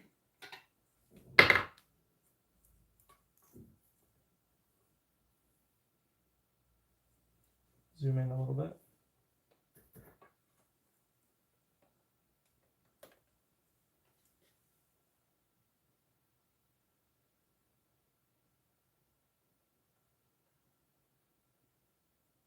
Just like before, I just want to get the solder flowing a little bit since it hasn't been touched since '66.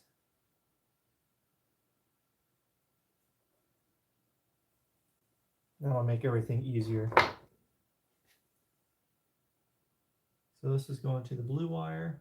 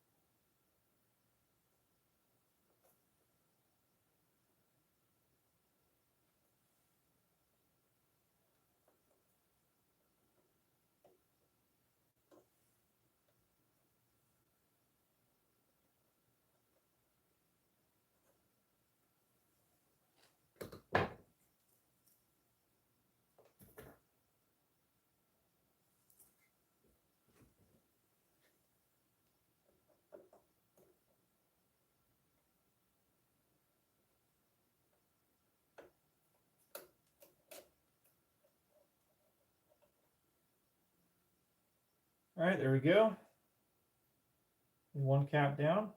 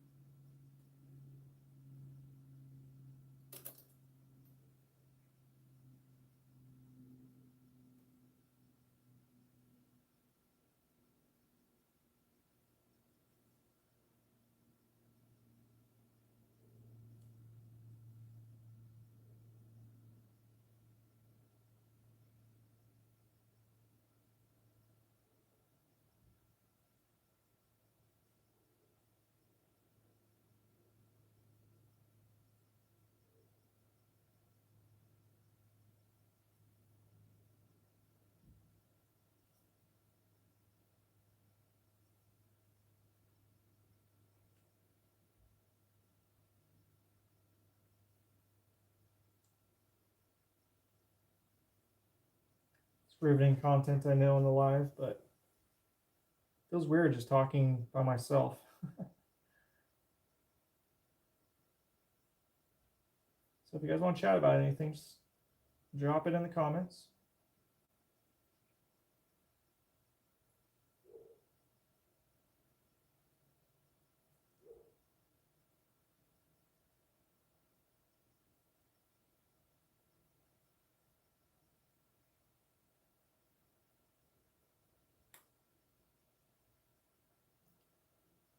All right, something like that.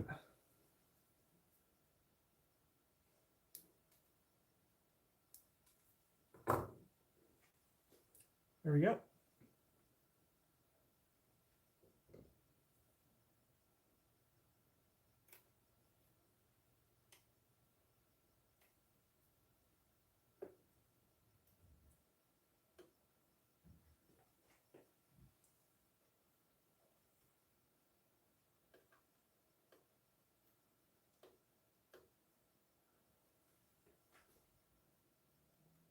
Do the harder side first, I think.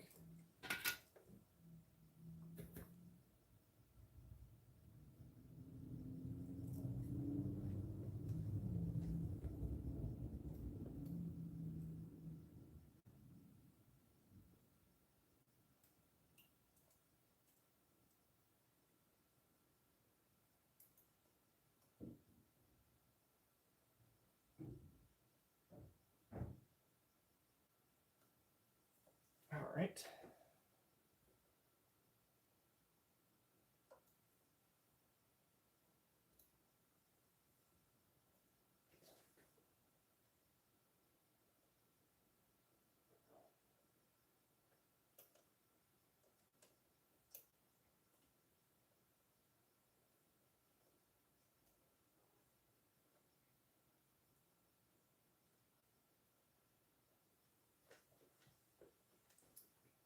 Cool. So now we're just going to go ahead and kind of lock it in a little bit.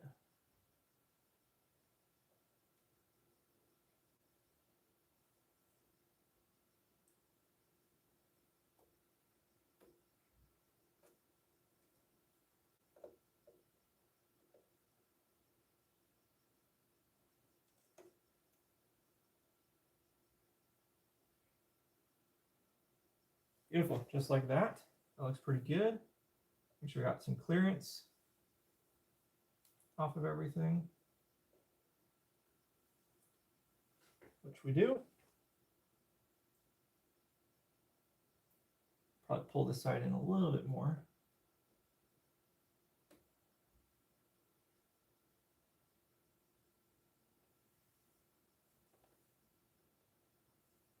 Awesome. All right, now we can go ahead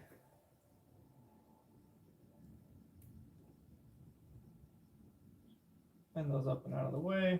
We'll cut it in a sec. Let's just add some solder.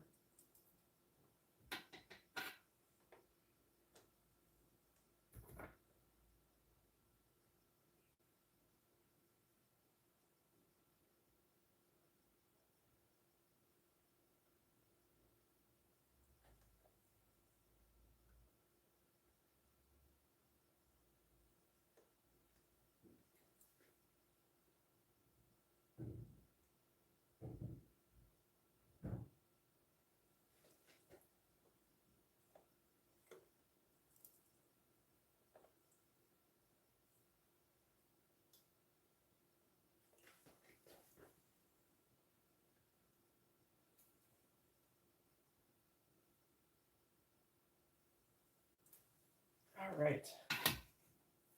Fresh solder on both sides. That looks great. Cut that. Cut that.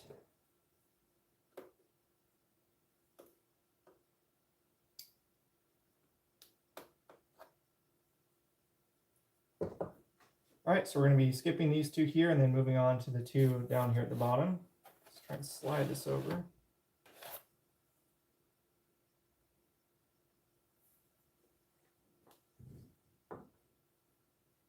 And once again, hello to those on YouTube Live. Thanks for watching. If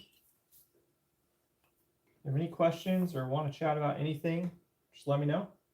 That's what the chat function is there for. Until then, I'll just keep on rocking here. So let's go ahead and add some fresh solder to these. These ones are going to be a bit harder.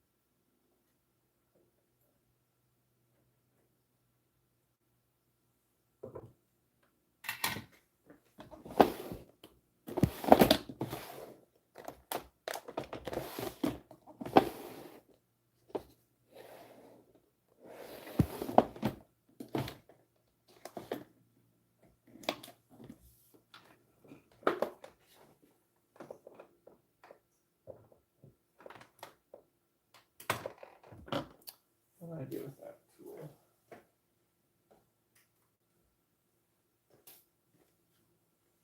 What did I do with that?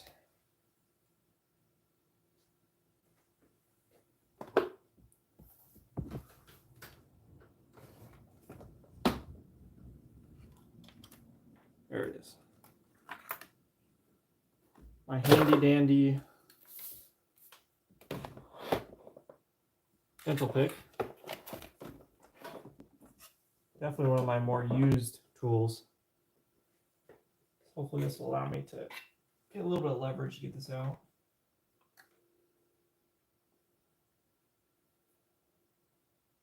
One over from the red.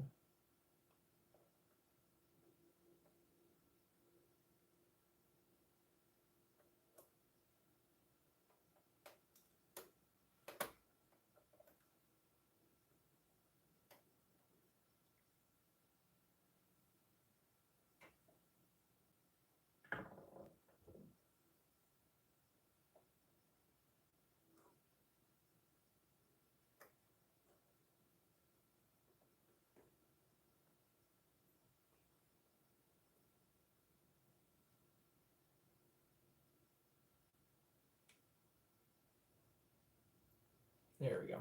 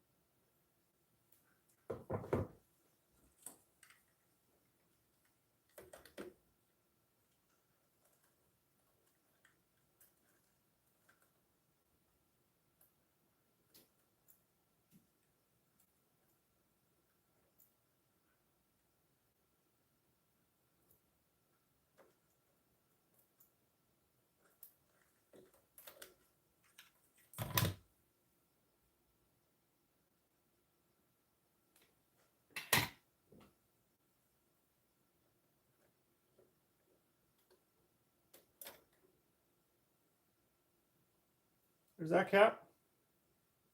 0.05 400 volt. We're replacing with a 0.047 400 volt. There's a replacement.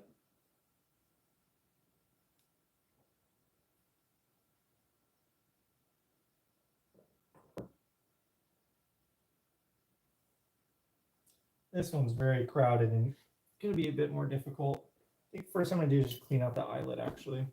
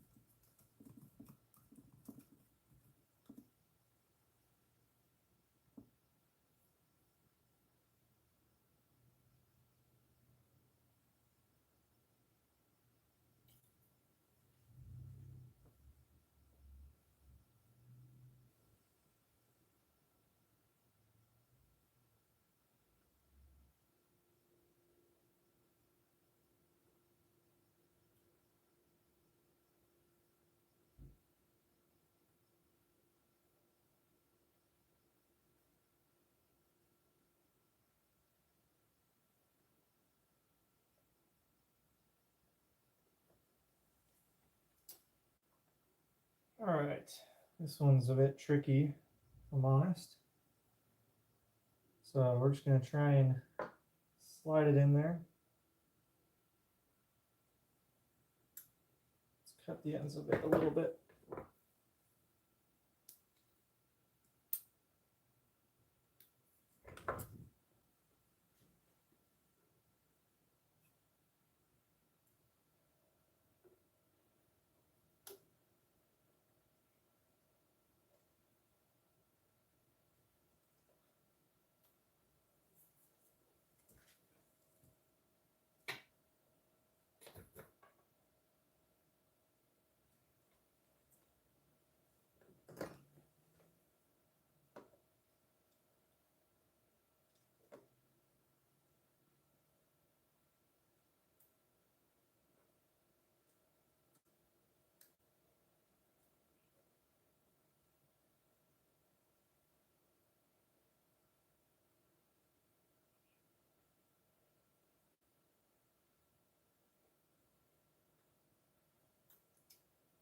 Oopsies, I actually need to go under this blue wire.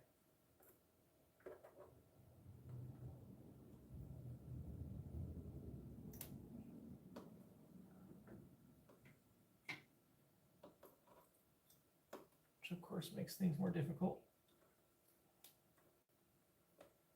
This amp is just so chaotic to build.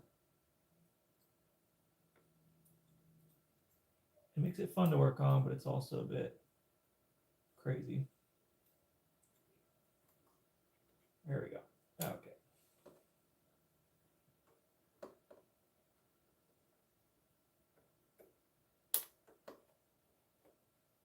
All right, we're on the board. Just get one side in, and then we can start finagling the other stuff.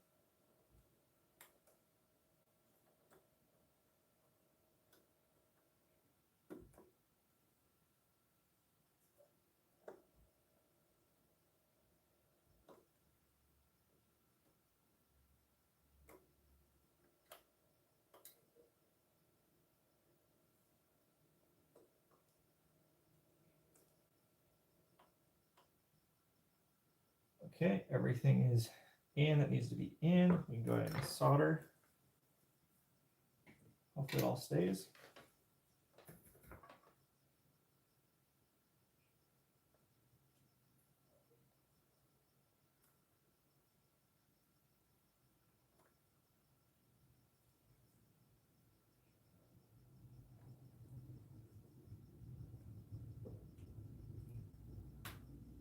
Okay, cool. That worked out better than I thought it would.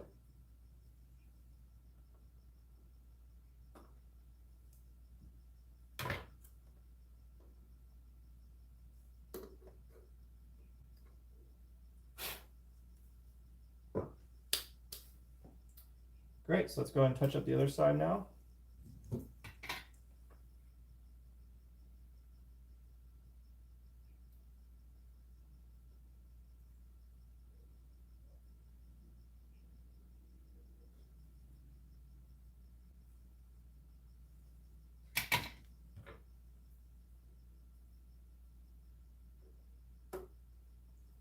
Beautiful. All right, so that one's done. We have one more, and then we're good.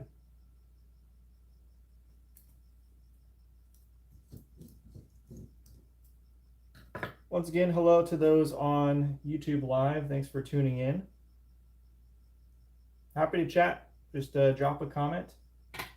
And then, yeah, otherwise I'll just keep on working over here.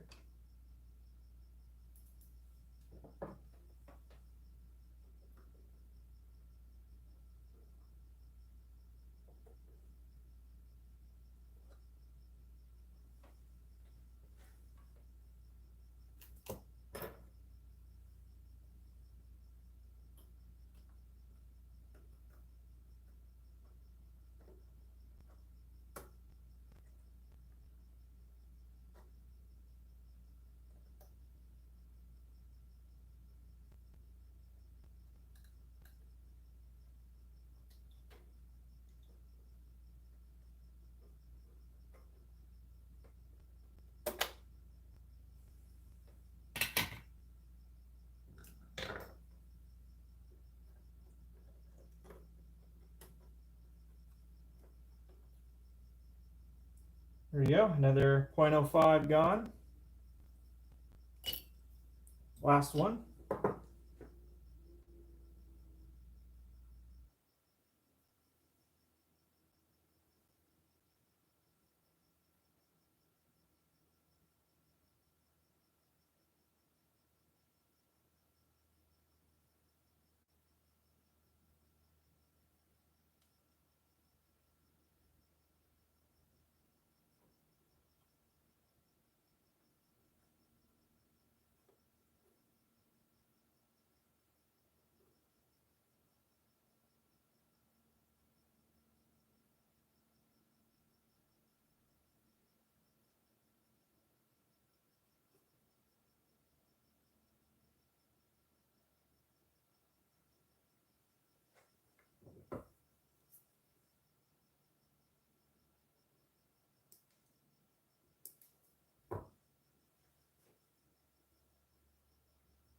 This one's quite a tight fit.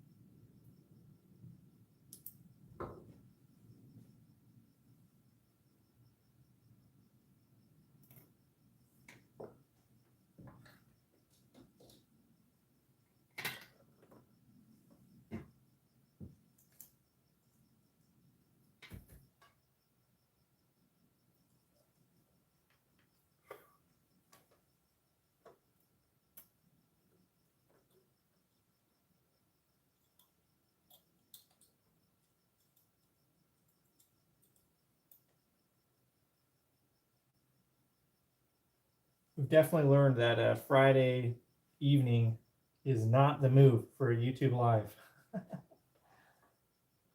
Definitely learned that.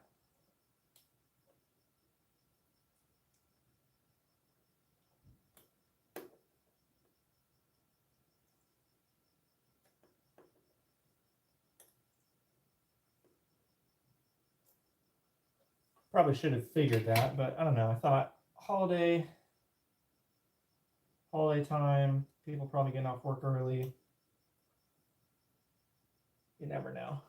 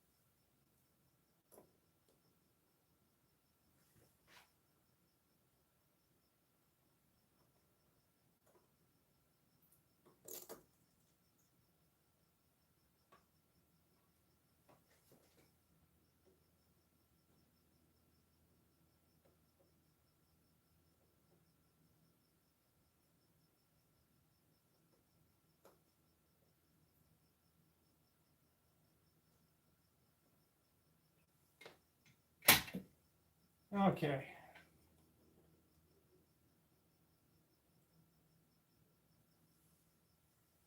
Fairly happy with that one. Tucked away, okay. I'm going to cut the leads, touch up the solder, and we'll be good to go.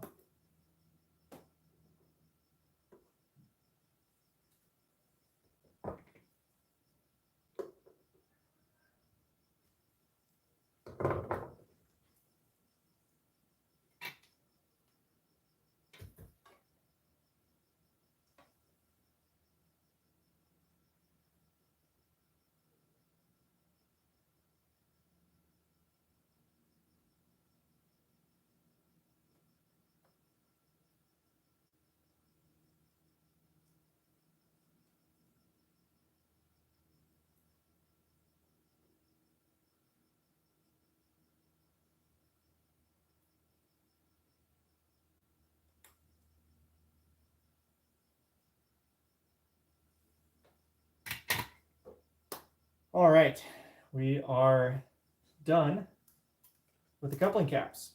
As a reminder, these two are part of the trim circuit, and I'm not really as concerned about those. I only have one left. So should I replace that top one? Or just leave those two?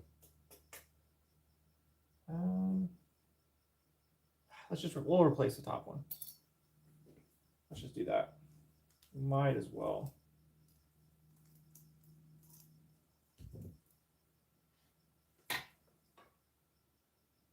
It looks like it's seen better days.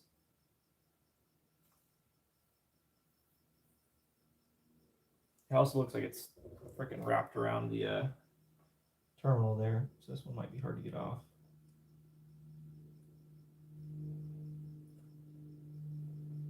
Oh yeah, it's very wrapped. Gosh, it's annoying. That's right, we will get some of our braid here. Desolder all that junk so that we can cut it.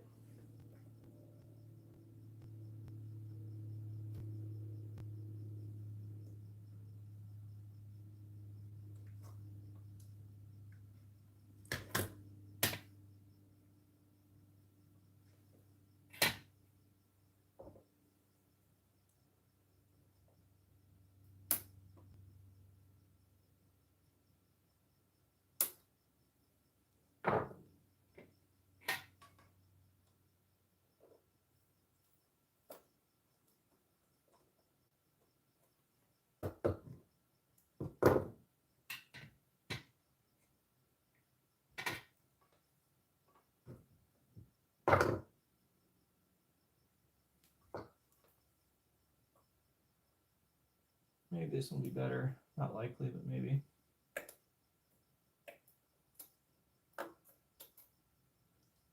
Nope. It's probably worse.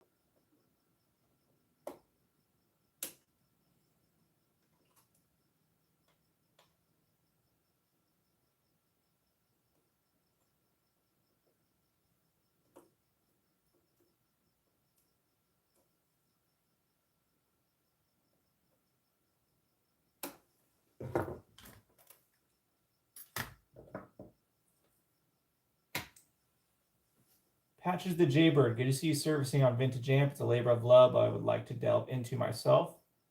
Scarce, expensive. Where do you live? Yeah, they definitely a labor of love for sure. Yeah, where do you live?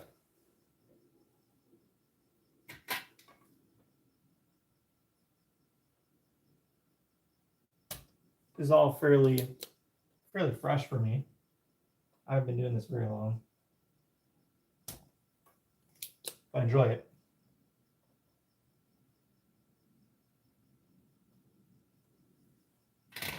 Alaska. Wow, okay. I guess that's not surprising that those are scarce out there.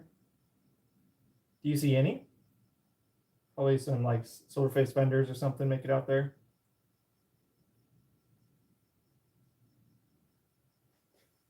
Those are cool.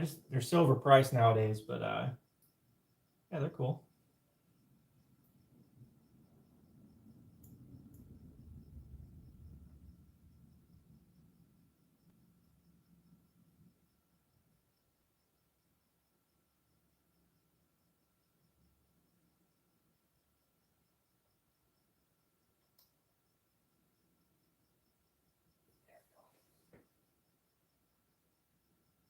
Oklahoma. Yeah, there's a lot over there. We have a lot. I live in Southern California, so close to where they were made well, still are made. Well, actually most of them are probably made in Mexico now, but the higher end stuff. And yeah, there's a lot of fenders here. Basically zero boxes. That's the one you get very little of. You're on Marshall here and there. Definitely more Marshall than Vox, though. Vox is pretty uncommon. I feel very lucky to own the Voxes I do.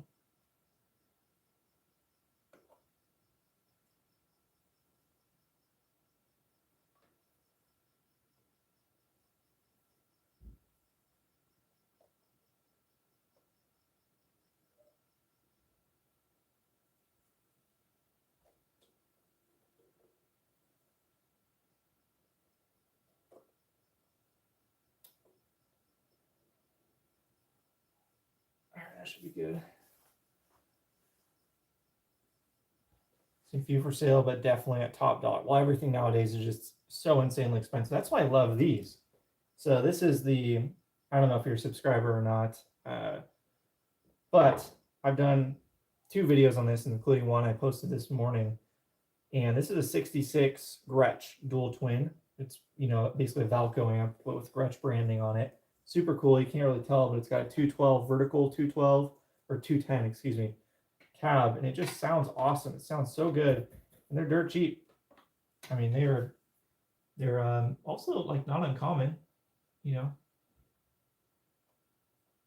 sure they're uncommon where you're at, but meaning they're available. You can find one off of Reverb or something pretty easily. Not this specific model. This specific model is a bit more rare.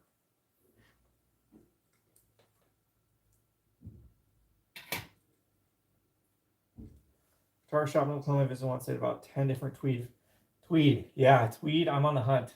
I am on the hunt for a tweed. I've got a 59 Princeton that's never been touched from the factory, original solder joints, everything, and it still works, which is amazing. And I'm on the hunt for a tweed I can gig with, and they've just become unobtainium. The pricing on those tweeds is just so ludicrous. It's kind of, so it's unfortunate. Yeah, any place that's got more than one tweed, pretty nice. Someday I'll own one. But I'm not paying 10 grand for it,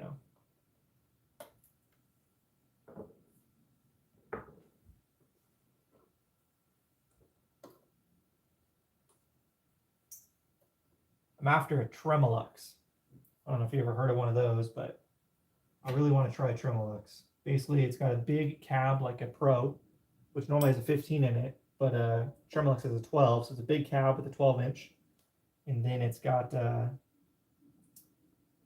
but it's more like a deluxe basically, but it's got different biasing, so it's a bit stiffer and cleaner, probably better for gigging. So that's what I'm on the hunt for right now. Awesome. So that's the last coupling cap here. We're going to leave this one because I don't have 5, but we got 1, 2, 3, 4 replaced. These 2 are part of the trem circuit, so it doesn't matter. Really, those are fine, but all the rest are good. So we can go ahead and turn the amp on and confirm everything's good to go. And just visually inspect everything.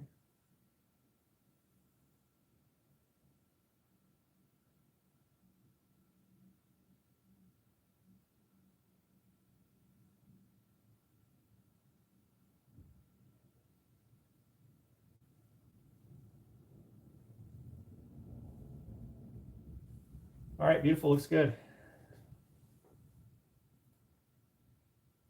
And post prices on those, I didn't ask.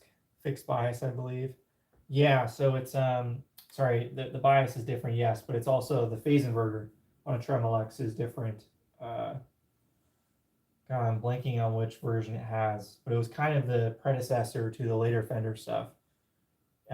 It's was a departure from the more typical Tweed, and as a result, it's cleaner, has more headroom, can play louder without turning to mush, which I'm looking for because my goal is to have a Tweed to gig with. I'm not as interested in just having one sitting around. I really want to gig it. That's kind of my thing. I like, I've got this old AC30 64 that I rebuilt.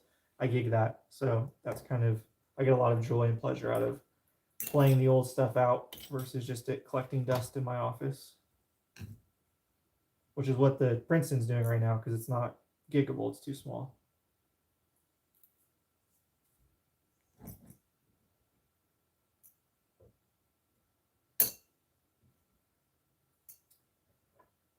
All right, should we fire the sucker up?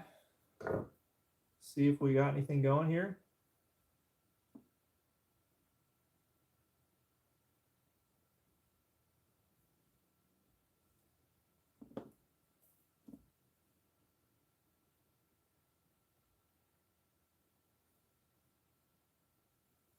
All right, zoom this out a little bit.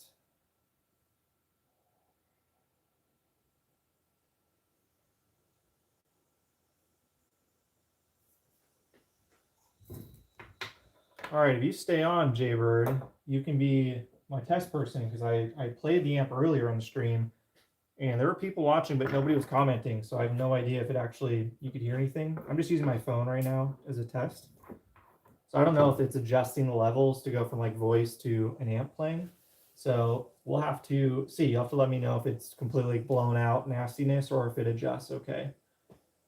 So let me I always like to give everything a good once over after I've done a lot of work on it.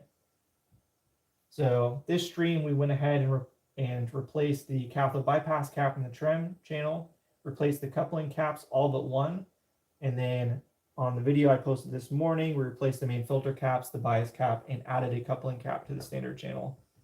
So we've done a lot of work to this, but it's very, very nice amp, very clean. Let me just look over everything real quick. Looks good. All right. I think we're good to go to turn it on.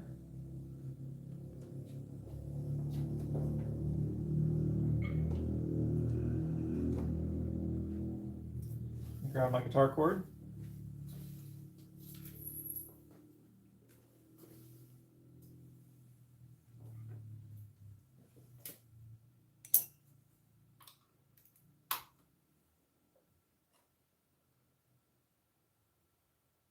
All right, let's fire her up. Let's turn on my camera. All right, turn it on.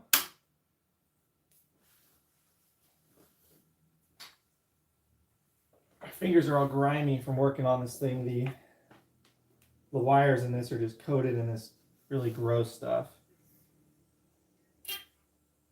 All right, so I can hear it's on. So you tell me if you can hear anything.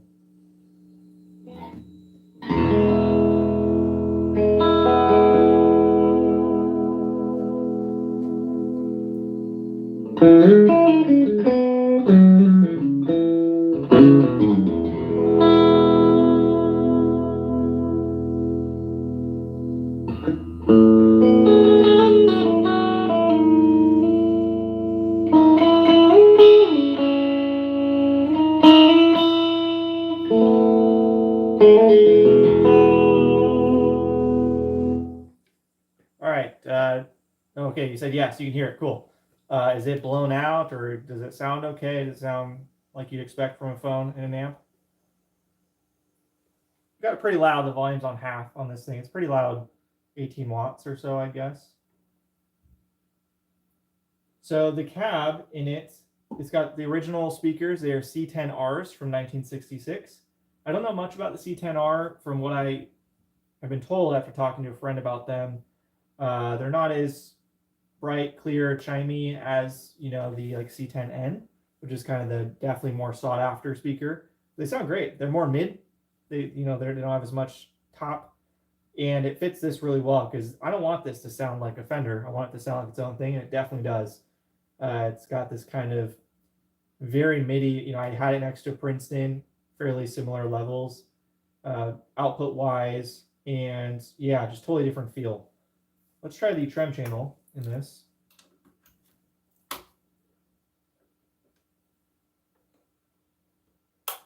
We'll turn the trem on.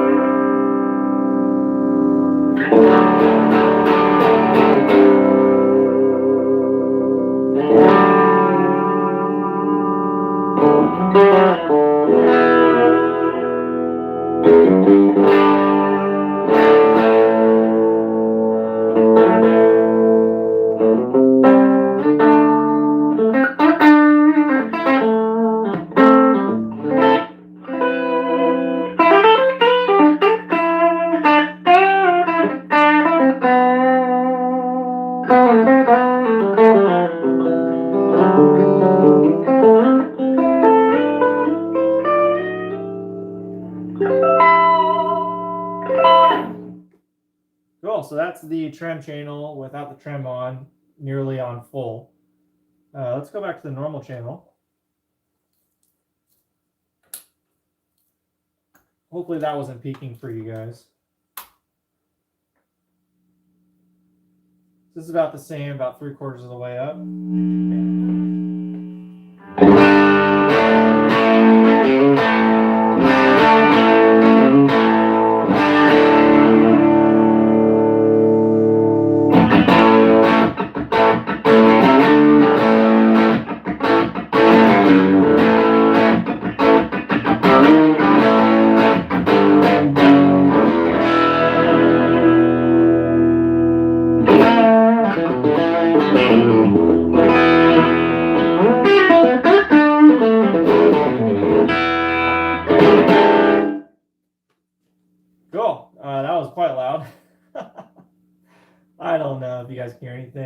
everybody still watching? Jay Bird still on? Is that okay? Sounds great. I did notice that definitely there's a change in the tone with changing those coupling caps. And to be honest, I'm not sure I like it. It is what it is. But I noticed that, especially the trem, it seems like it's deeper and doesn't have yeah, it seems like the depth is basically all the way on off sort of thing. It seemed like it wasn't quite as steep like that before. And this is the one that's in the trem circuit that I replaced last year. So I'm gonna have to look into that, and perhaps I can see if there's a way to change the values around here in the trem circuit to make it a little less on off. It's cool for like, I don't know, like a Green Day kind of thing, but in general, I think I would like a bit of a constant signal in there. But in a wet dry rig it would sound great. Yeah, super deep. See how it sounds just kind of rolling back a little bit. So we'll put it, this is on full on the standard channel. And we've got the EQ on like half or 50%, new, whatever.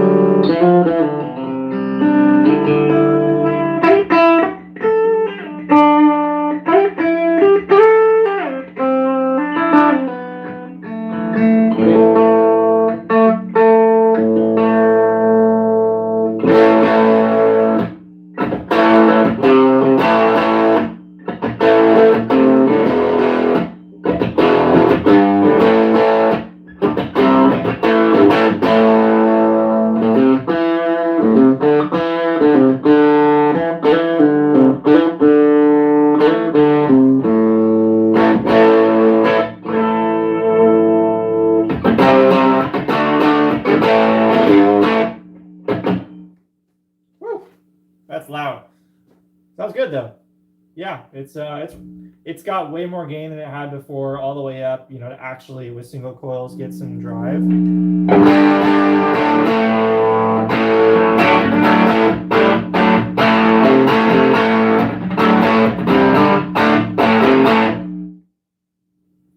Sick.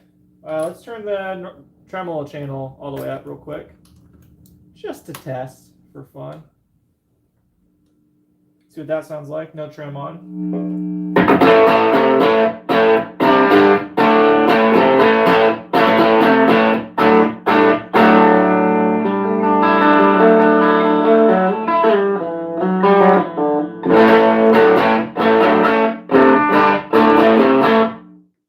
Massive difference. Wow. Okay. So much more gain in volume out of the standard channel. So I'll just turn both up all the way and you can hear. So hopefully you guys can hear this, but this is the trem channel, just a straight up G chord.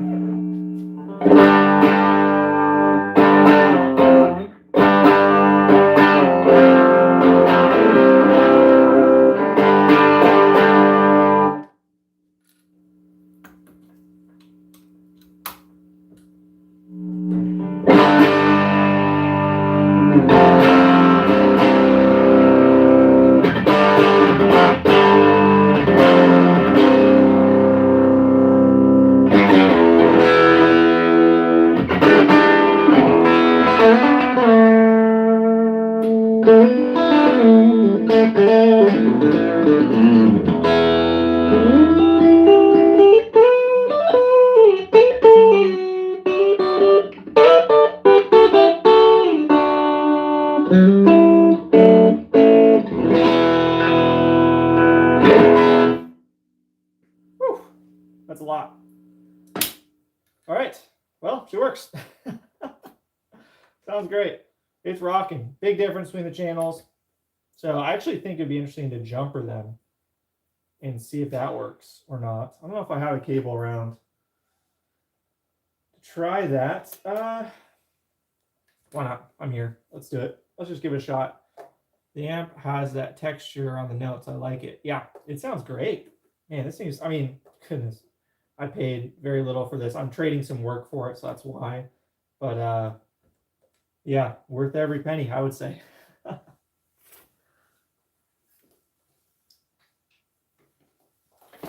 Oh, geez. Nearly a catastrophe on camera. Stay.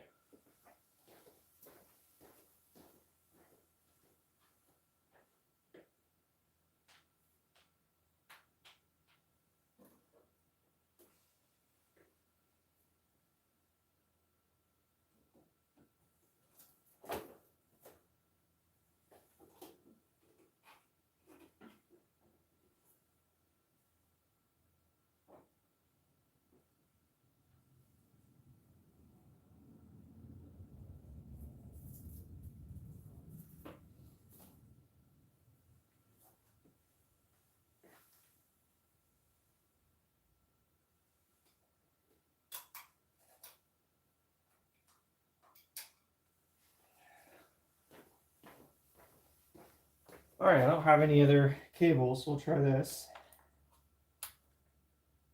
A little patch cable. Turn it back on.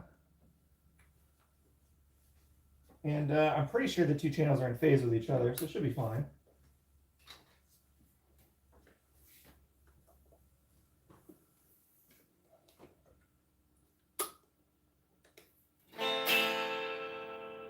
So I've got the standard channel volume off. We'll turn on the trend channel, make sure the jumper's working okay.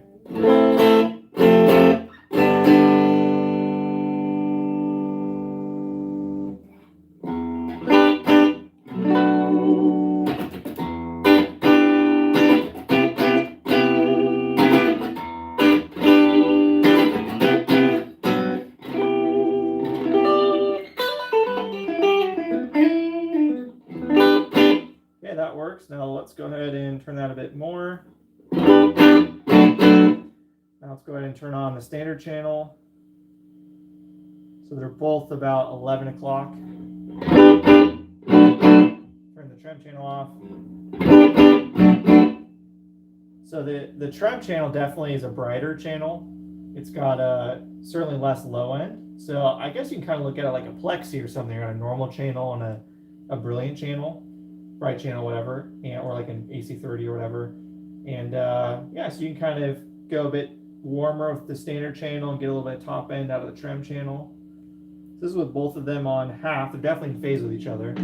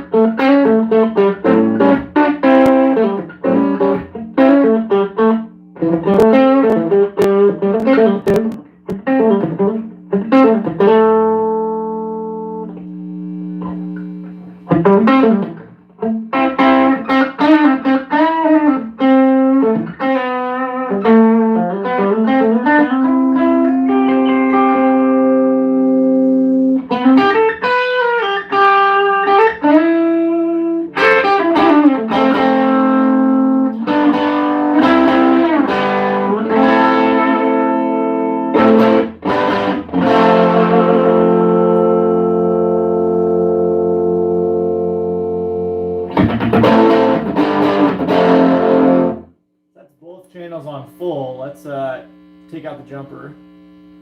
Just a standard channel.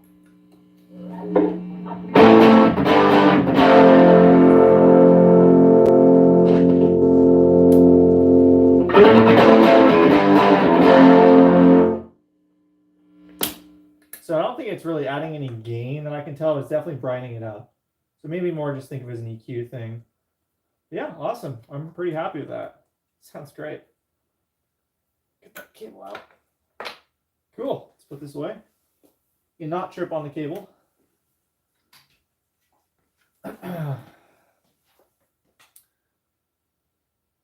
Okay, so this is a 1966 Gretsch dual twin.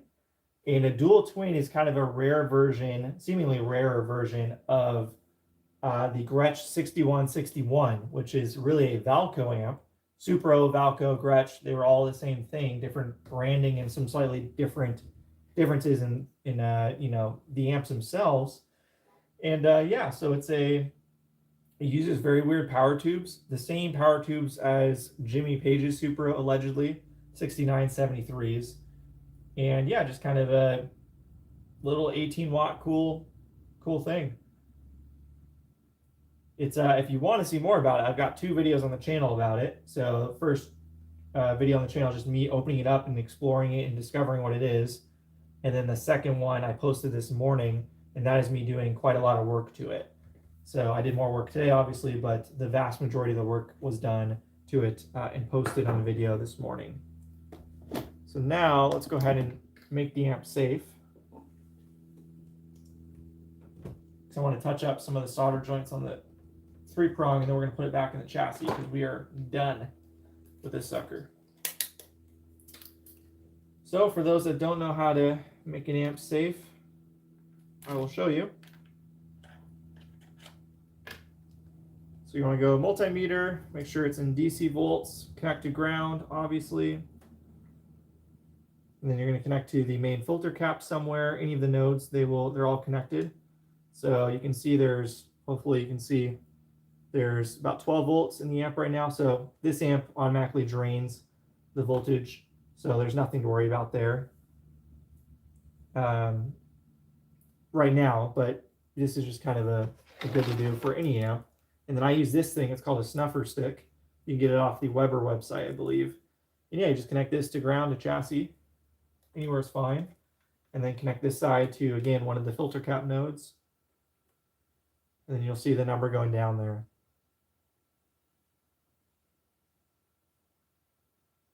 So 4 volts now, obviously less than a 9-volt battery, so nothing to worry about. 2 volts.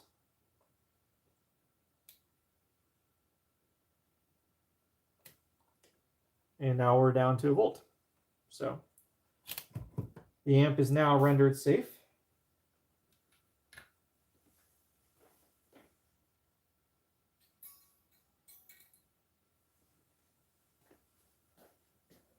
And I'm pretty stoked on it. That's awesome, man. This thing sounds great. So there's still a couple of things I need to do to it left. I'm waiting on parts, and they won't come in until I think Saturday, tomorrow. But this amp, I'll show you guys real quick.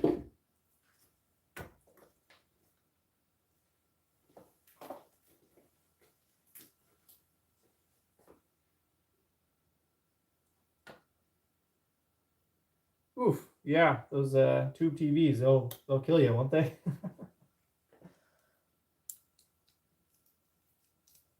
That doesn't sound fun.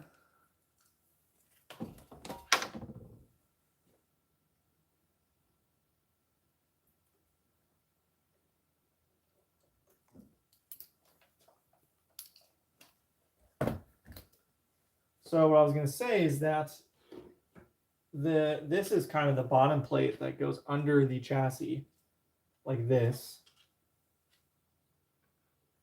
It's mounted like so, and then this is slid into the amplifier there, into the cabinet. And currently there's no speaker out. You literally just wires connected here, and they run through this little channel to the speakers, and I've got it's hardwired basically. But I want to go ahead and drill a hole in this and put in a speaker connection, a speaker jack, excuse me, so that I can connect, have a speaker wire with the plug on one end, have the jack here. That way it's very easy to work on the amplifier and pull it out, and do what I need to do with it without having kind of a long speaker. This is just temporary for right now, just kind of in place. And interesting, they have some shielding, and then they have this, and they just solder this connection to a ground connection, any of these. And there you go. There's your amp. It's a funny one. So let me go ahead and turn this on and touch up some of those solder connections. We'll put it back in the cab. Do I want to do that if the parts are coming tomorrow? No, I think I'll wait.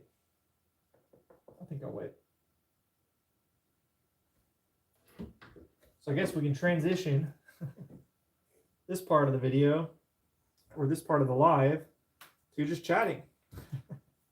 So if anybody wants to chat about anything gear related, let's do it. Vintage amps, working on amps, modern amps, digital gear, Kemper, Helix, Quad Cortex, Fractal. I've used them all. I've owned them all. Guitars, big guitar guy, obviously. My collection of amps, any of that stuff.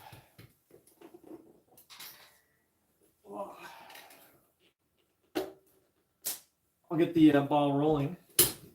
Talking about my guitar here that I was just playing. Gosh, my fingers are so gross from this amp. All the wires are coated in this just really nasty stuff.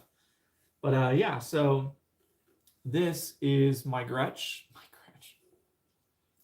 This is my Danocaster. This is my Gretsch. So this is a Danocaster Jazzmaster. I love this thing. This is one of my favorite guitars of all time. This is definitely going to the grave with me guitar. I've had it for a long time now. It is kind of a funky color, funky look. It's supposed to be faded Fiesta red, and it's kind of more of a salmon-y pink kind of look with the Spitfire tort on here. Well, it's just an amazing guitar. Sounds fantastic, super reliable. Just really the best part about his guitars, in my opinion, are the necks.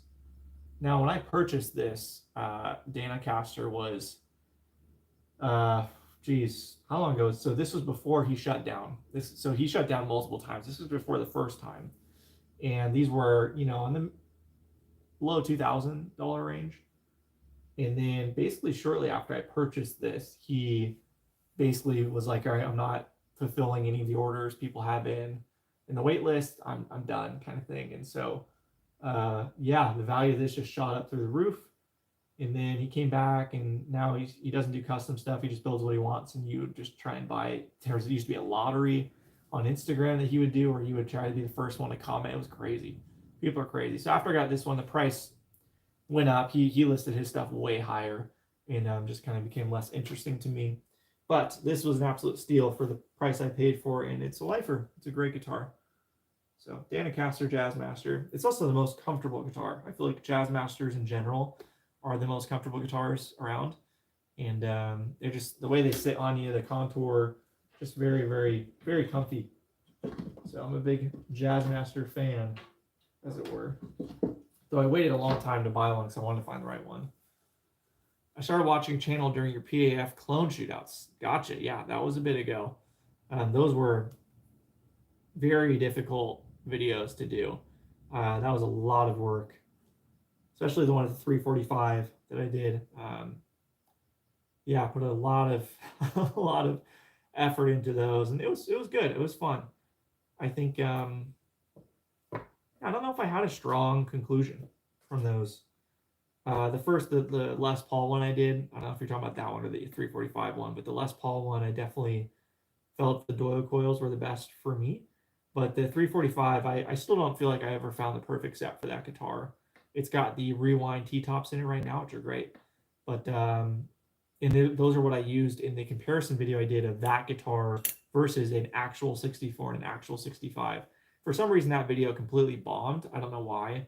I thought it was a very interesting video, a very deep dive on the differences between them, both physically and tonally, because people don't talk about how different they are physically, dimensions-wise. But I swapped in more sets in the guitar for that video to find one that matched the Sunburst 64 345 that I had on hand to compare to, and the Rewind T-top set was the closest I had to that kind. It had a very biting top end. But anyways. Yeah. The pickup swap, just a lot of soldering, and you got to do it. In my opinion, I felt like I had to do it back to back to back to back. Like I couldn't do it over multiple days because I feel like things change for some reason. The humidity changes, the weather changes, the guitar changes, the amp changes, whatever. If you do it longer, so I just and I work, so it's not my full-time job, obviously, and so I had to really pick my time and just hunker down and just knock it out. Another really hard one to do was a more recent video comparison, which was the stainless steel refret video I did, which was with my Les Paul. That one was a bit tricky as well to do because I had to find somebody that would do the stainless steel refret, but they had to do a quick turnaround because for that same reason I wanted it to be no more than a day between.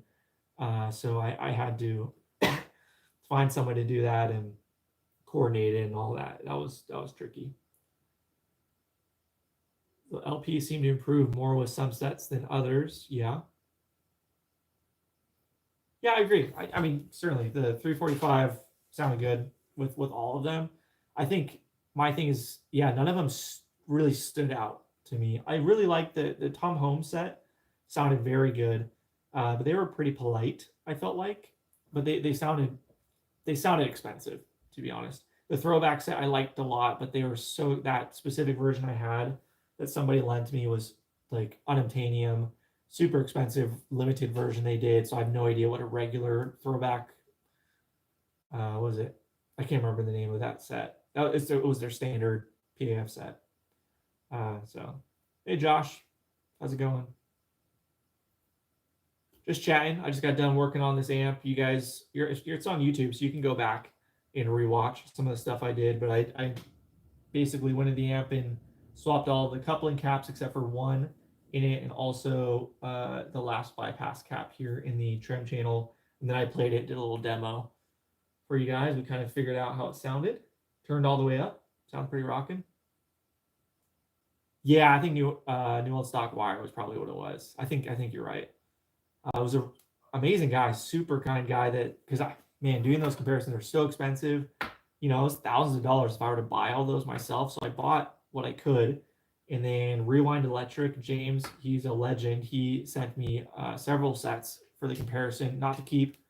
I made that clear in the video, just to use for the demo because I was looking for more sets. And Throwback was a private owner that had them that offered to send them to me for the test, and I sent them back. And then same with the Tom Holmes set. It was same thing. He just kind of lent me them to do the test, and then I sent it back. So that was cool. And then after those videos, I started getting hit up by a ton of pickup makers, smaller ones, boutique guys, to do more videos with. And to be honest, they were just so much work. The I didn't feel like it was really. I wasn't just as interested in it anymore. I did just a two pickup comparison. My Strat, that was the next one I did. I've got another set I want to do in that. So I've got another Rewind electric set. It's got a Ron Ellis set in it right now, and then I bought a Rewind electric set to do a comparison with. So that'll be sometime in 2024. I'm just, I moved and my new space, it's really hard recording amps. So I'm still trying to figure that out. But yeah.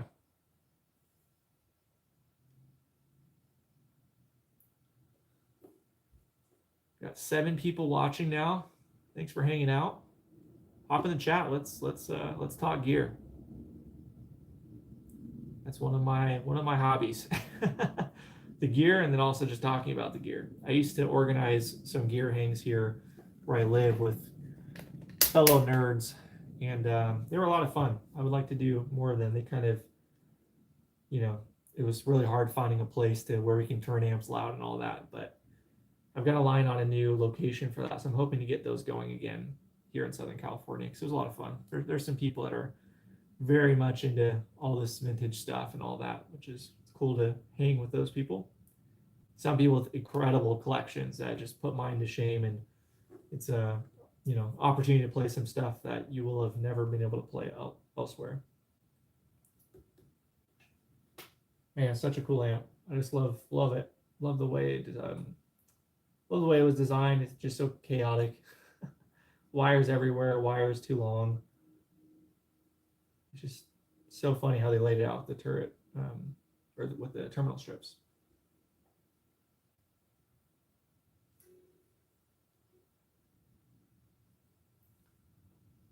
So I'm curious, anybody else watching, how did you find me? So Jaybird, it was the PAF clone shootouts.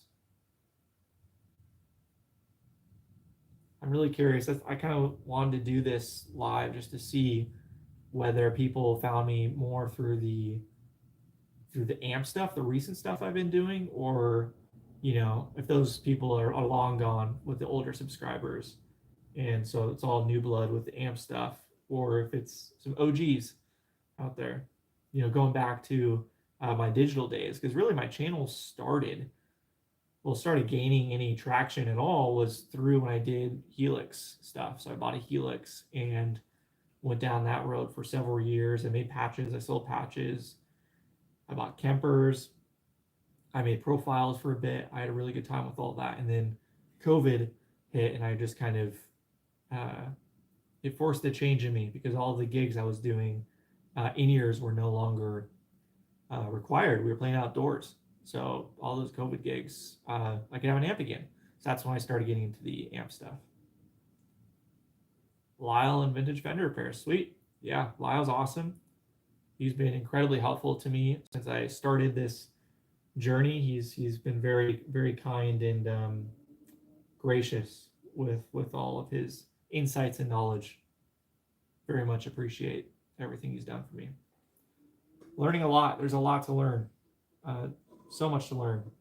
And my style is definitely, I'm not an expert. Lyle, this is Lyle's job. This is what he's done, his career, as far as I know, for the vast majority of his life, or at least a big portion of his life, is doing amp repairs. Same with Brad's Guitar Garage.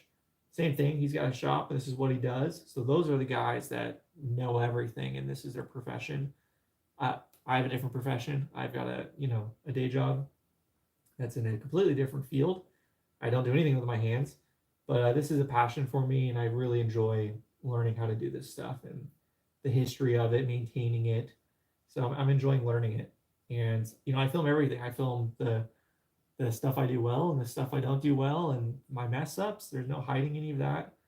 So it's just kind of a different thing. But I appreciate the people that stick around and encourage me and drop me some of their wisdom, because I know there's a lot of very smart people out there that do this. So yeah, it's fun.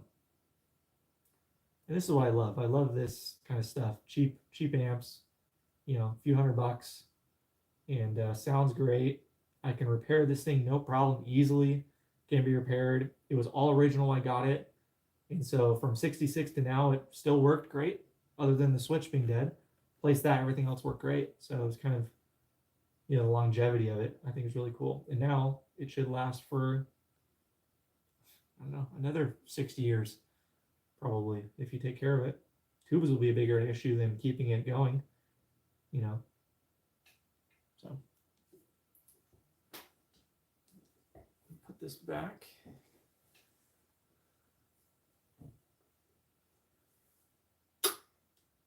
Dean Markley CD. I've never heard of that before. CD30. Is it a solid state amp? I won't touch any of that stuff, or PCB amps even. I've done a little work on some modern Fender reissues for people, just like friends and stuff, local artists I know, and miserable. Hate them. The Fender, yeah, just the piece, the pads were so thin, or so fragile, I should say, that they just lifted with the slightest sight of solder or heat. 2-channel tube amp. Cool. I never heard of it. Dean Markley CD30.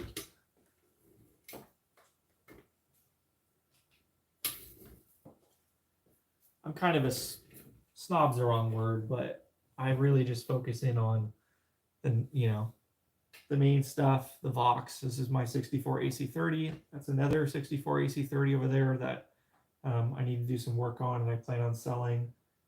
Behind me over there, I don't know if you'll be able to see it. That's a customer's Princeton, just waiting on some parts for, and then that's a 67, 68 Pro Reverb Blackline drip edge, which is cool. I do have some modern amps though. I've got a Friedman, and then I've also got a Sir, which are both very cool. The Sir in particular can do, it's the PT15 IR. So that was also a COVID purchase that I can go direct with. So that was actually the amp that I kind of started going from Helix and Kemper back into amps with, because I could go send a direct signal to front of house and then also have a cab.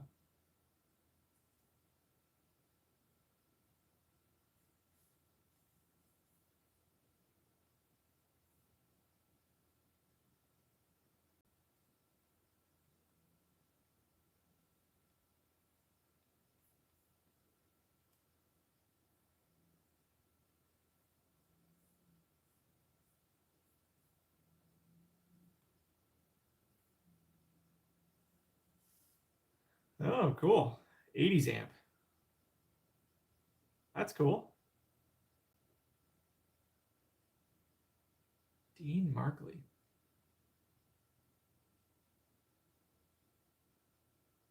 Can I play, as in, am I capable of playing guitar, or what? Do I play? Or do you want to hear me play something now?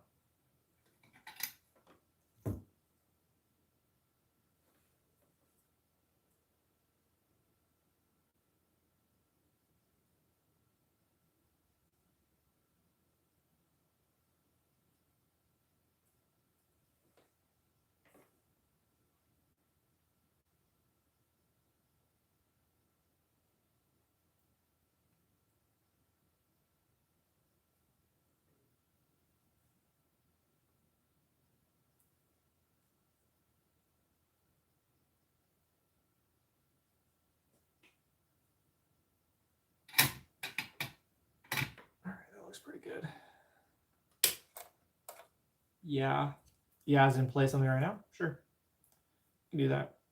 Just for a little bit. It's starting to get a bit late, nearly dinner time.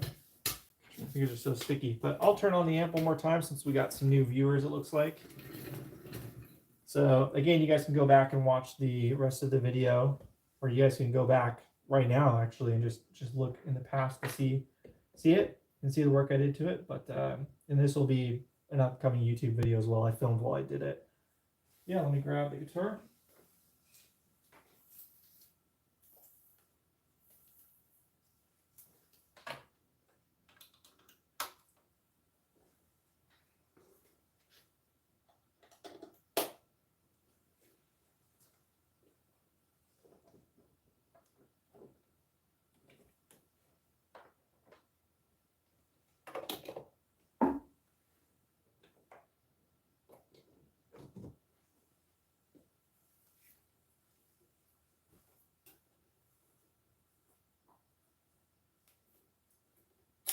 So again, reminder, this is a 1966 Gretsch dual twin.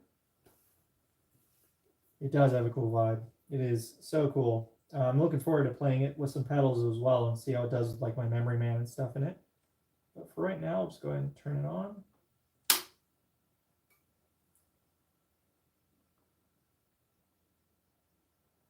Start with the trem channel.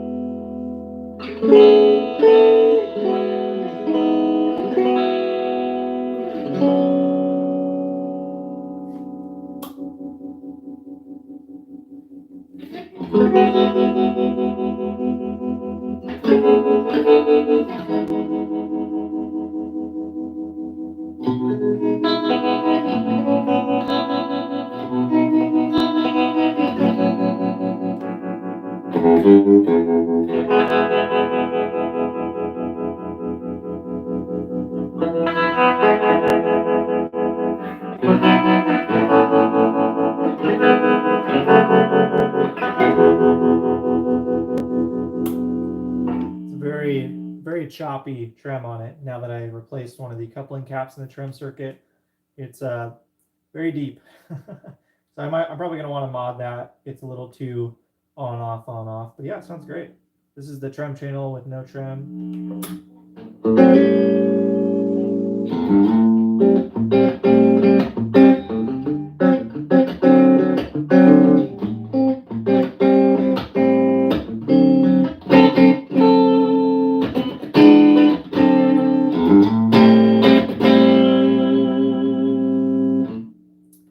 We'll go over to the normal channel. Normal channel's got a lot more gain. I added in a cathode bypass cap, which really rocked it up. So this is what that sounds like.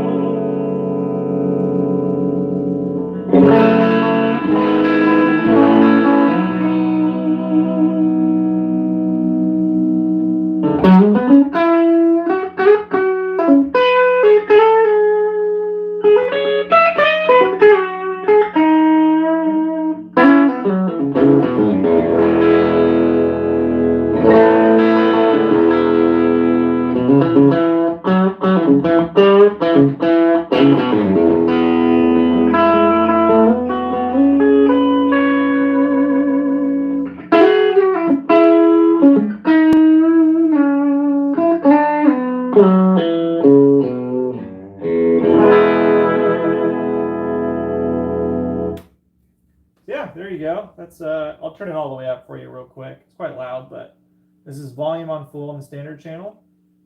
And yeah.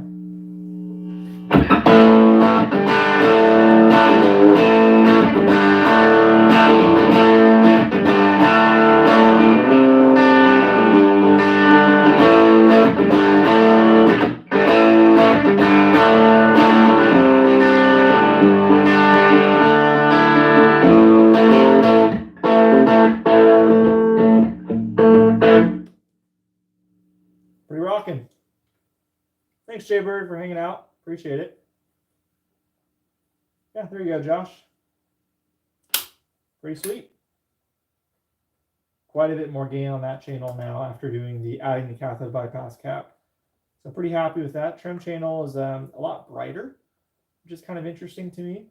So definitely has less bass in the trem channel. Same bypass caps in both though. Oh.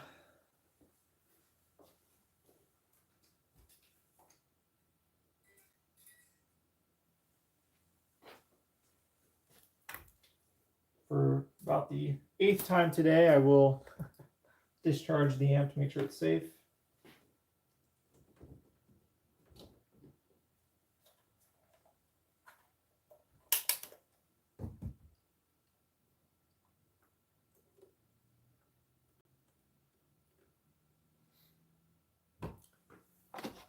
7 volts only, so it just naturally discharges itself, but we'll get it down to 0.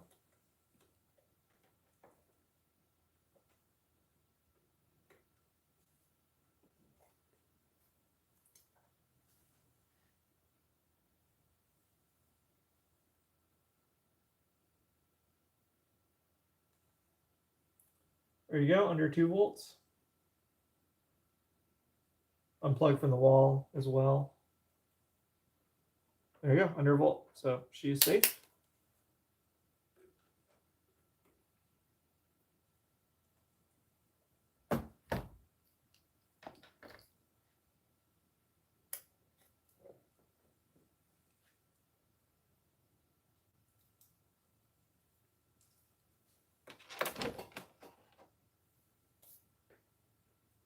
And with that, I think we'll probably end there. So unless anybody speak now, forever hold your peace.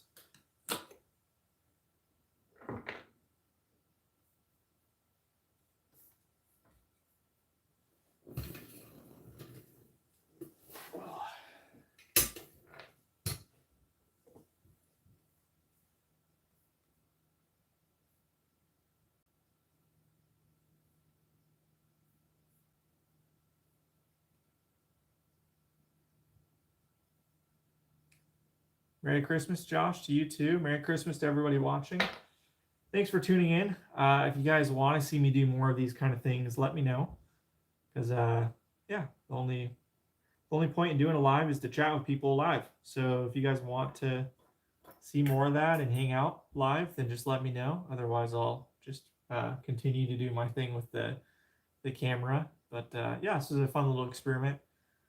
I think I've been doing this for a while. I don't know how long this has been going, but it's definitely been at least a couple hours, I would say. So we gave it a good shot here.